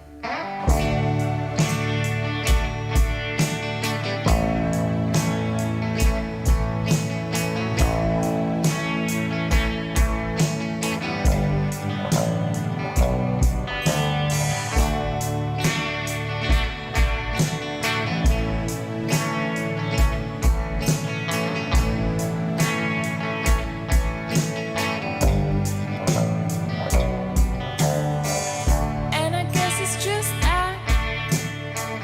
Ooh, you know it's just that. Just that it continues. Guess one day I'll get used to rejection. I get it a lot. Surprised that I'm not used to it yet. 'Cause I never seem to be anybody's number one. I never seem to be anybody's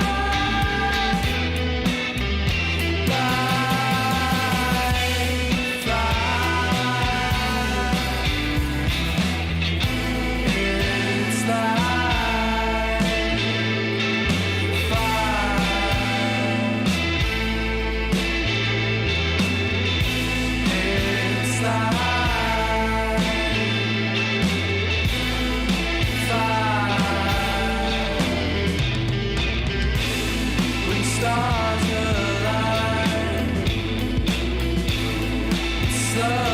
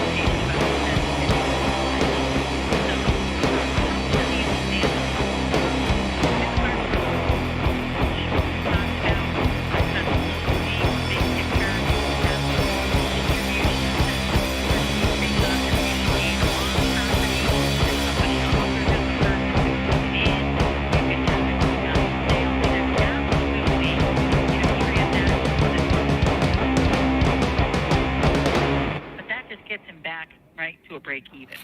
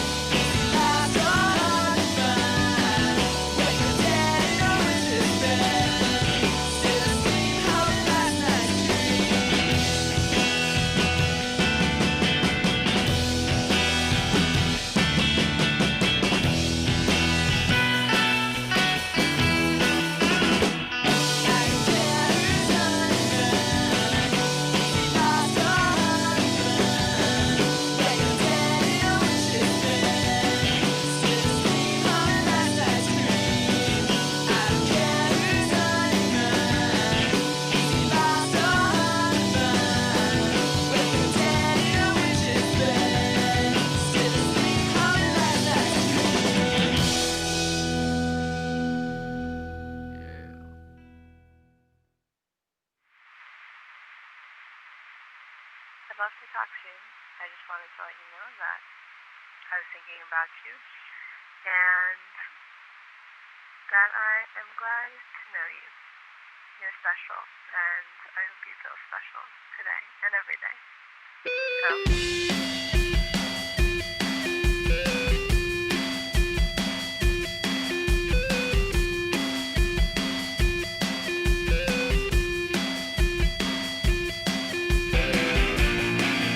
Back at you, let's go. We're live. Hello. Yes. Okay. Music faded out. So I guess Facebook has a 2 hour and 5 minute and 47-second limit on their stream, so we restarted. I guess we have to keep that in mind. Yeah. I don't know. We'll have to do some research about that.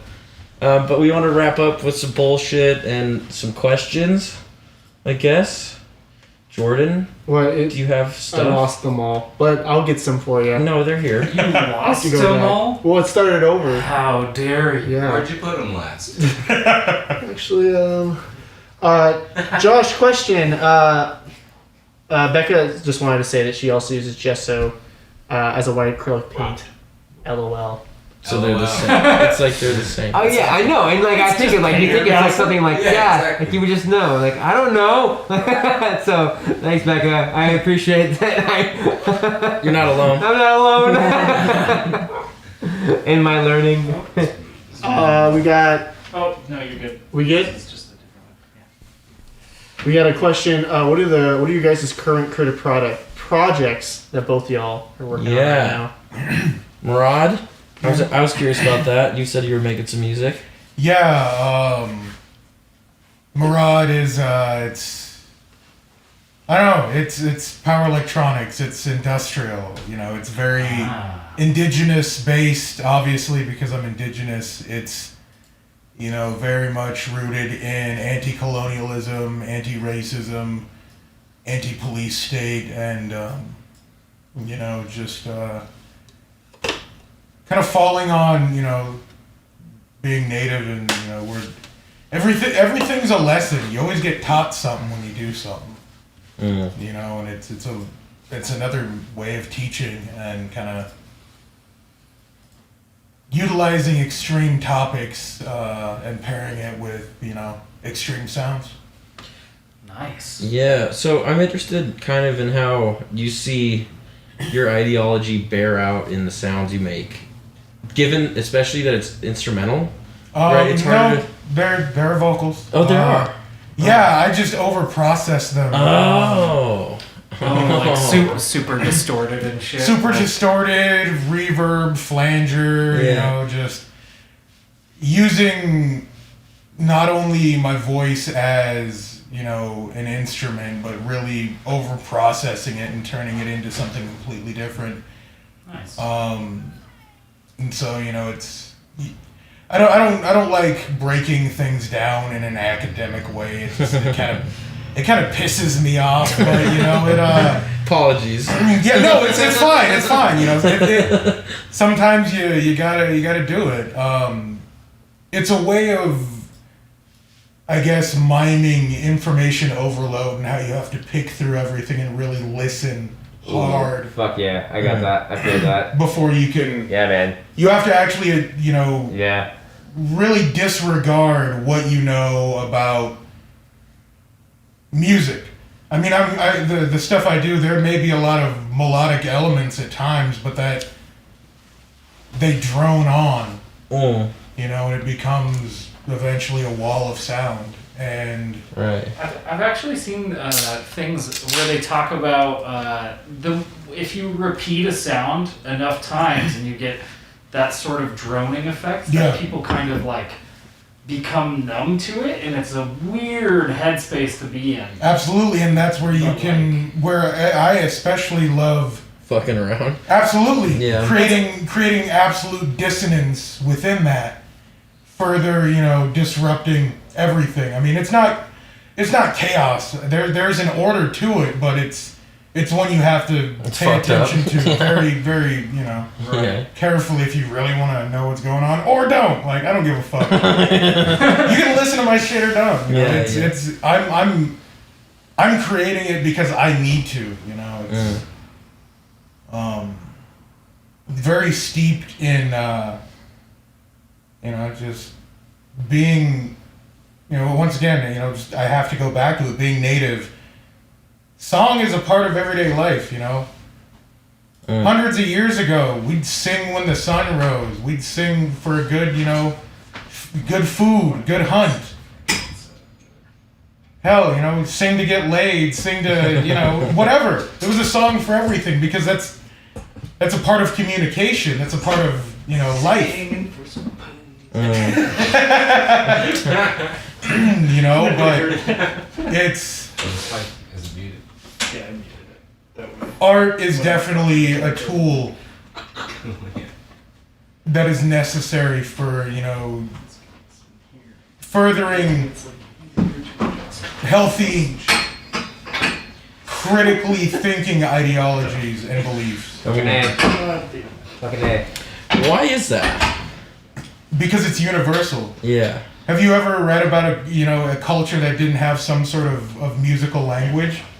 Well, it's funny you say that because like a lot of indigenous cultures, almost all of them, have that built into it. Mm-hmm. Even like old Irish and English cultures used to have like people in your community that would play music, and like a lot of people knew how to play music. Yeah. And now a lot of that's gone, and you don't really have that immediate relationship anymore between a person that's making sounds and another. The great thing about being in like the heavy electronics noise community is that most of the people that are involved aren't just bystanders. If you go to a big noise fest, they're all artists. Everybody's there is doing something. They run a tape label or a distro, or they're performing, or they've got a project. They're just not on the bill, and it is all very, very involved and very community oriented. More so than I feel a lot of, I guess, musical subcultures that have been commodified are, because how are you gonna commodify atonal shit? Just fucking wreckage. I mean, with a lot. The thing is, like, I say that, but you can to an extent. But when you pair that, extreme sound with extreme ideologies and topics, I mean, there's a lot of music that could be construed from a distance as being extreme right or extreme left, but a lot of the times it's very much journalistic in its approach and is just presenting the facts. I mean, of course there are artists that revel in it, and perversion and variety are what make life really, interesting depending on how you look at it. And so, it's definitely something that, I feel pairs very well with my political beliefs, which are very based in my culture, and, just the spirit of kind of resistance of tyranny and white supremacy. Right. This country was built on that. So I have some academic shit to bring up. It's all good, dude. If that's okay. Jordan and I were talking about the Frankfurt School. Oh yeah, do you know a guy named Adorno? Theodore Adorno? He's a theorist. Yeah, he had this whole thing of like negative aesthetics and how the only way you can create art after the Holocaust is by making art that is so negative that you can't commodify it. Yeah. Like Beckett, he loved Samuel Beckett because it was so dark that you can't really create. Can you describe commodifying? I don't know. Commodifying it, you just make something into a commodity. For sale. You put it up for sale. Yeah. Okay. You can't sell something that's like not super pleasant is the idea. Yeah. If you can't make it... Fuck, dude. Like, I don't know that I've ever... Like, I feel like... Dude, all the way. Yeah. The interesting, because you're like, oh man, like I don't like. Do I sell this? Like, do I not? Like, do I make it more? Like, oh man, I put it up for thing. Like, this is gross. like if you're into grotesque, things that matter. Like, it's not just grotesque. It's not being grotesque. It's beautiful. It's not being grotesque just for the sheer fact of being grotesque. Right. There are like layers of identity that's involved. And like look at anything that's involved, like that actually deals with grotesque in like a large way. Yeah. Like they're not just portraying gore, or that's they're not portraying the grotesque just to be grotesque. Like there are like layers of fucking symbology that's involved in that shit. Yeah, it's so fucking complex that you that's like. kind of the interesting thing about like you talk about that effect, and the bar moves. It's a moving bar of like what is considered like right, because rock and roll used to be something that people were like, it's like crazy. You harken back to like 80s punk music. You like look at like the Dead Kennedys and the PMRC taking on like all these things that were like so gross and whatever, and then you it's like normalize that after the years. And then you look at back to the 80s. Yeah. You look back to the 80s and there's not like it wasn't a commodity then. But now punk music is, a lot of people say punk is dead because it's such a commodity. Yeah. You know? It's a scene, man. You can find all those shirts at Hot Topic. You know. Hot Topic cops. Motherfuckers. Hashtag Hot Topic cops. Running around in a Sum 41 shirt. Yeah, man. I'm against authority too. I fucking see you, dude. Hello, fellow punk. Greetings, fellow punk. Sir punk. And I think on that note, you look at a lot of the art that came out, especially, I mean, this is going pre that, but after and during World War I, you had the Dada movement. Oh, dude, all that anti-art that came out. Yeah. Yes. Fuck yes. It's very, very much in line with that. Very much so. Yeah. And after, like, they don't like, they're like don't none like fucking everything is Anti-rationality. right. Yeah. Yeah, dude. Because rationality just usually gets us in the same dilemma that we're trying to escape through every single fucking Well, time. I mean, I think one of the ways that is really effective but isn't really talked about is you have to reach a kind of a breaking point where everything is absurd and you have to recognize it as such or you'll go insane. Yep, that's so true. And it really shows that people that are willing to be okay with foreign things that they don't understand, like noise or like punk at one time, that's an indication of a lot of strength, and I think an indication of a lot of ability to be confused. Like if you can maintain being confused for a long time and not go insane, that's like a hero to me. Like those are the people that I really look up to. Well, then I'm sure you look up to a lot of people who are able to make it through Naked Lunch without losing their mind. It's a good book. Or I just like any burrows. Like, anything burrows related. Well, I guess this is a good time for testing that because of how fucking confusing it is. To see who's who and who can handle the fucking confusion. Right. Sure. I had a thing to say, like I know, and I don't bring this to light like very much, but like I think as a lot of us that deal with like if we're like constantly in crisis mode a lot of times, like you lived in like crisis, you know what I mean, your life, like something like this that like as like a pandemic is occurring, and I don't say this lightly, but it seems like almost like normalizing things, like in some way. We've been preparing for this our whole fucking life. Like it seems that way. Like you're like damn, like right. Things that I have like endured, and like most of this, like if you're like that heavy into the crisis that surround you, and like everyone is also like involving that, you're like, man, like.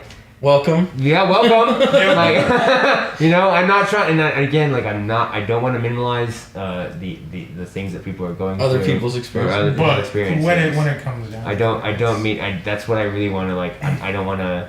That's not what I want to go there. But there's a real thing. Like Hunter S. Thompson said that when the going gets weird, the weird go pro. Sure. Or turn pro. Yeah. And that's and I think this ties into not only our current situation, but kind of a lot of what we've been talking about, and I think it's something that's going to be much more prevalent in the coming months and years, decades potentially. That's where I'm at, like decades. That art does become a lot more extreme because as a culture, it's information overload. We've become so oversaturated with extremity that we need something new to get that fixed. Right.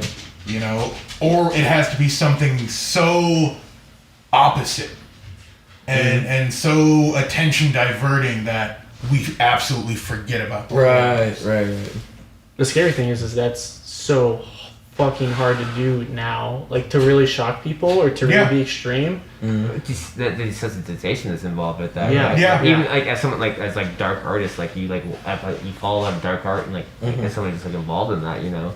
Eventually, how is it that you're gonna and I hate to say this, but like, how am I gonna one up the other dude that did the more weirder thing? You know what I mean? You're like, that's not what I'm going for. But I'm saying one of Clive Barker. You know? Sure. Did you? And I think the coming age, especially with individualism, you know, in expression, so very prevalent with social media. You know, everybody is a band. Everyone is a band, or is a journalist, or is an artist. You know, I think what's going to be able to push that extremity is hearing people's individual stories. Absolutely. And hearing and recognizing them as well. And hearing those very directly. You know, I mean, some folks might write things off as being reactionary, but I mean, how can you really, you know, isn't all art reactionary in some form?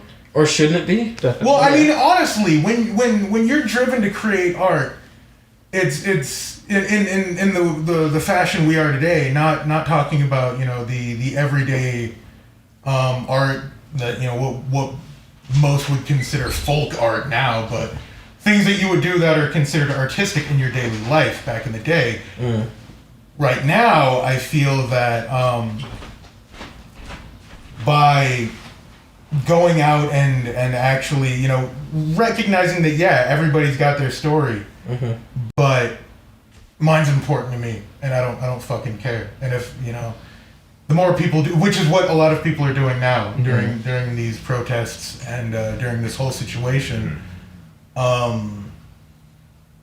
know, I mean, if that's not the most punk rock fucking shit I've ever heard, you know, and I think that's exactly where we're going. I think it's. Do you think that's what we need? Absolutely, because it's something that, you know, a lot of people kind of have a hard time doing, but recognizing that we're all human. We might be, you know, yelling at a cop. Yeah, we're yelling at that cop individually because he makes the choice to be a cop, but we're also yelling at the institutions that put him there and gave him that power. So there are many different facets and many different levels, and I think because now people are actually, you know, recognizing that my voice does mean something. Yeah. It's tough for me to parse between, like, a capitalist individualism, which is very much what, like, social media feeds into on the one hand. Yeah.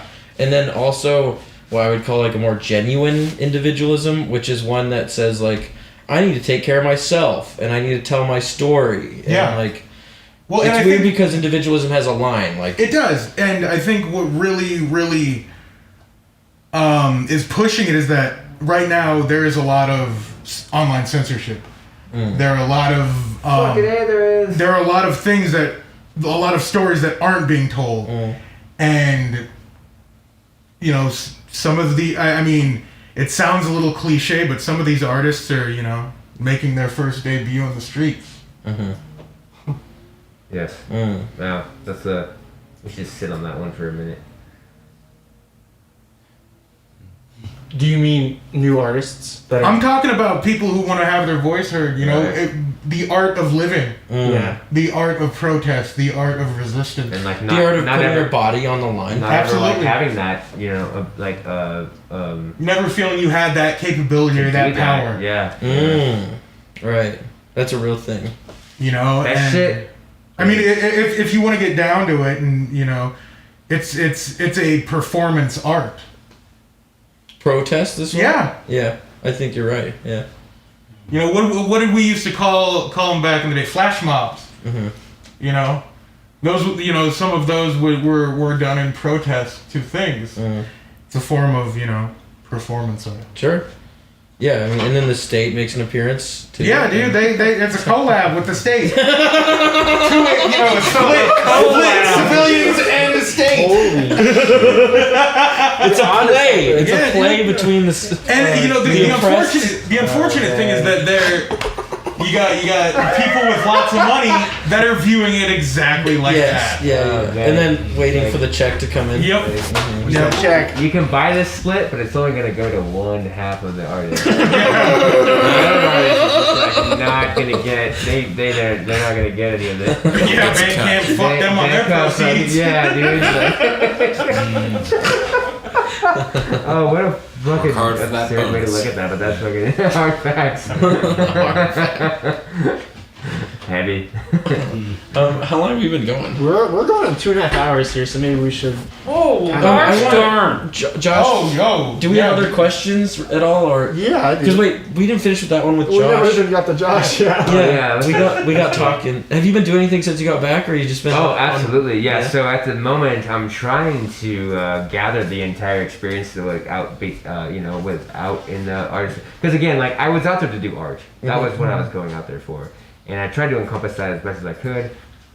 I have some ideas that I'm working with right now, and hopefully I can gather all those ideas that were presented out there and actually come together and do an art show. So that's what I'm working on right now. I already have the skeleton built. I have some organs that are involved in that. Nice. And I'm just gonna work on layering some flesh right now to get it Cool. actually involved. So sounds like a Frankenstein thing. Yeah, sure is. Trying to make it live. Yeah, right, yeah. So hopefully that's what I'm working on right now. Cool. It'd be cool to get it in here at some point, maybe. If you want to show some shit. Yeah, I mean, again, I hope that I can. I mean, the larger part is that a lot of the art that I've been doing out there was I can't bring it all the way. I can't physically bring it all back. You know I was wondering because it was a lot. It's like working on a mural for the first time in my life. Working on paper mache, the mask. Do you have good pictures of these? So things? that's what I'm doing. That I'm hoping to do is there was a photographer that was out there, and we did a good photo shoot of a lot of stuff. And I'm most of that show that I'm thinking about is gonna be mostly photography that's involved in that. Coffee table book. Yeah, yes. So I'm hoping it works. I've never because Cha-ching. as sellout as an artist that does more detailed stuff. It's weird. Photography is not my medium. You know what I mean? But that's also something I had to work with out there as well. So that's all new. I'm doing an art show as presenting more photographs. You know what I mean? Because it's all I can present. You know. So hopefully it works. If it does, I don't know. Whatever. Come to whatever. Talk shit about it. That'd be even better. No, I mean you have to this document sucks. What are you doing? This is awful. This is just a picture. This is just a picture of what you did. It's art in two forms. When it comes to a mural or something, it's you've got to document it some. Yeah. Right. Yeah. It's not just tear that out and bring it back to the They do that with Banksy shit.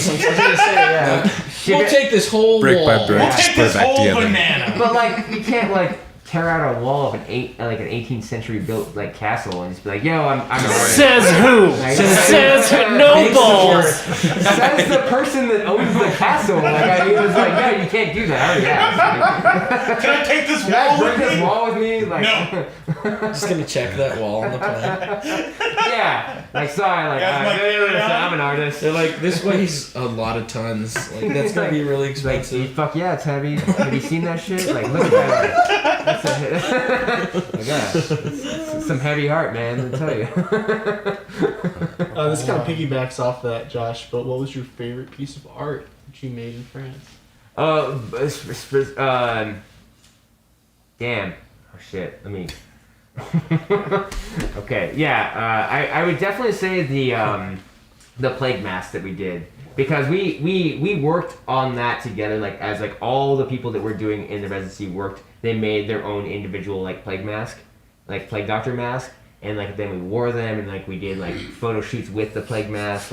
That was by far the most the experience that brought not only like all of the artists that were there in like this weird time out there, you know what I mean, together, but allowed me to like build as more skills as like an artist. So the Plague Doctor masks that we had out there for sure were definitely the project that my favorite, and also like I couldn't ship a mask back. I thought about it for a second to be like, I just wear a plague mask. That'll be my mask. Yeah. And I show up to the airport like, I'm sorry, like you gotta wear a mask. Like I got one, man. Like it's good. But, just like I was like, that was how I was gonna ship it back to the United States. Yeah, so I was like, I'm just gonna wear it. Sure.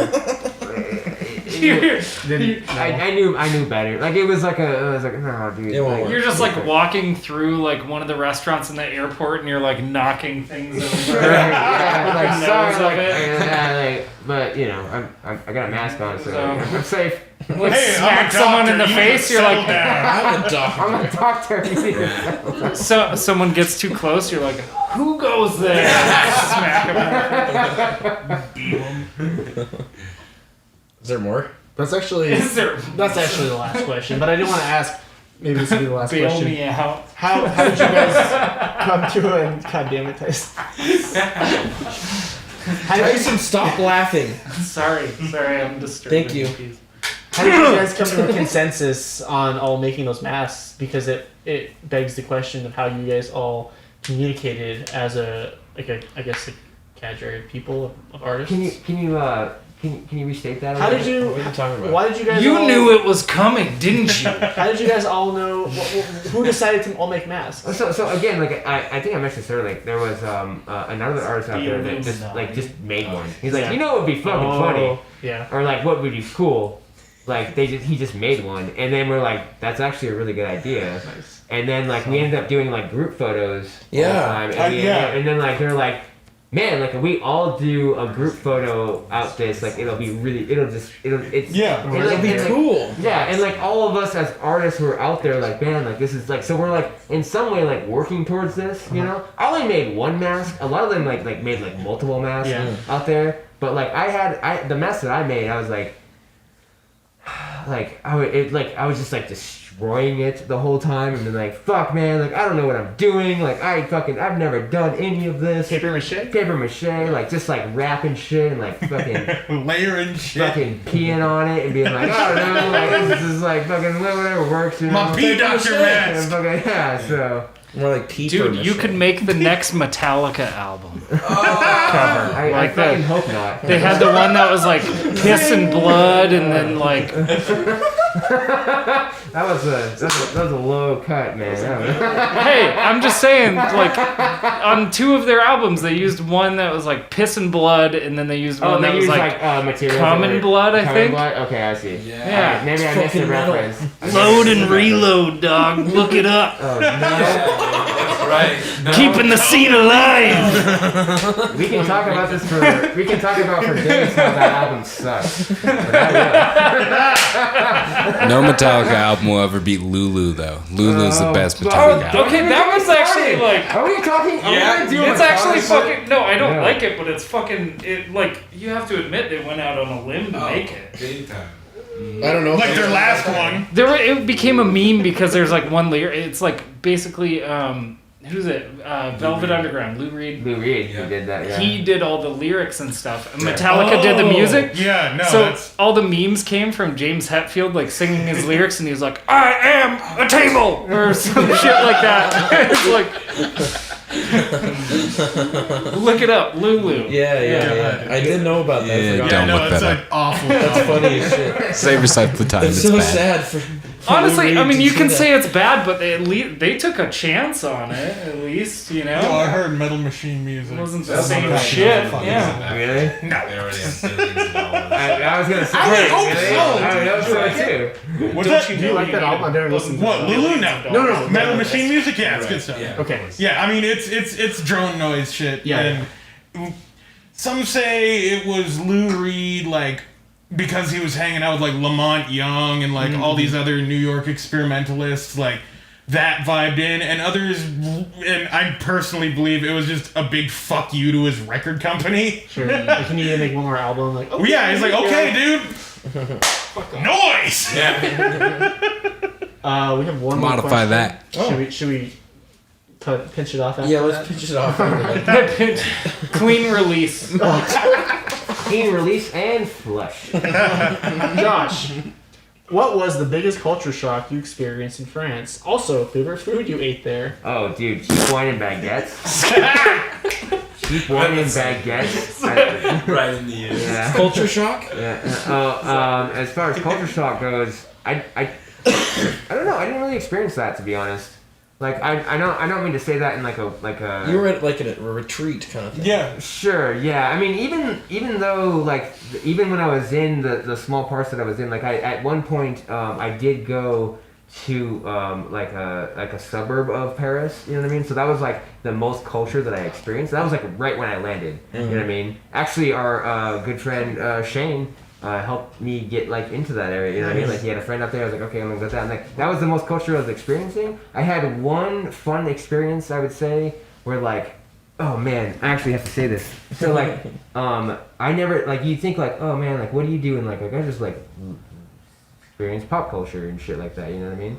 Well, I had I had my first like experience was like I went to a bar out in the suburb of Paris, and they're like there was some like person that was there that's like drunk and just like fucking making fun of me that I was like I was an American, you know what I mean? But like I fucking like I live in bars, like I'm like fuck yeah, I got one, like I got a European that made fun of me, like I was stoked on it. You know what I mean? I was like, dude, like I fucking like right on, you know what I mean? And but he was like just making fun of my like accent and like just talking shit the whole time, and I was like, yeah man, I get it, like you know. Americans suck. Yeah. But then what happened when he was an English American? Like English, I am American. Well, he was French, but like he was like from England, you know what I mean? Oh. And so for whatever fucking reason, he like brought up Doctor Who.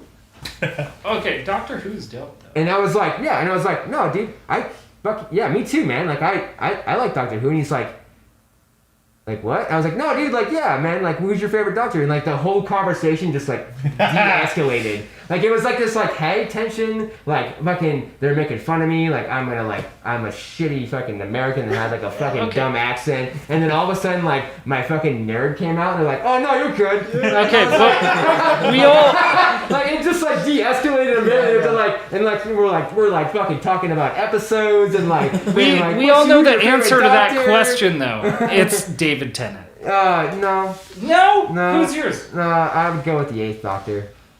All the way, man. Who the fuck is that? He was very subtle. Wait, which one was that? He was only in there for like one movie, but then like after the movie, he got the most like written. Oh, I don't go back that far. Oh, well, I'm like since it got rebooted. Like, that's me. I'm no, I didn't say that.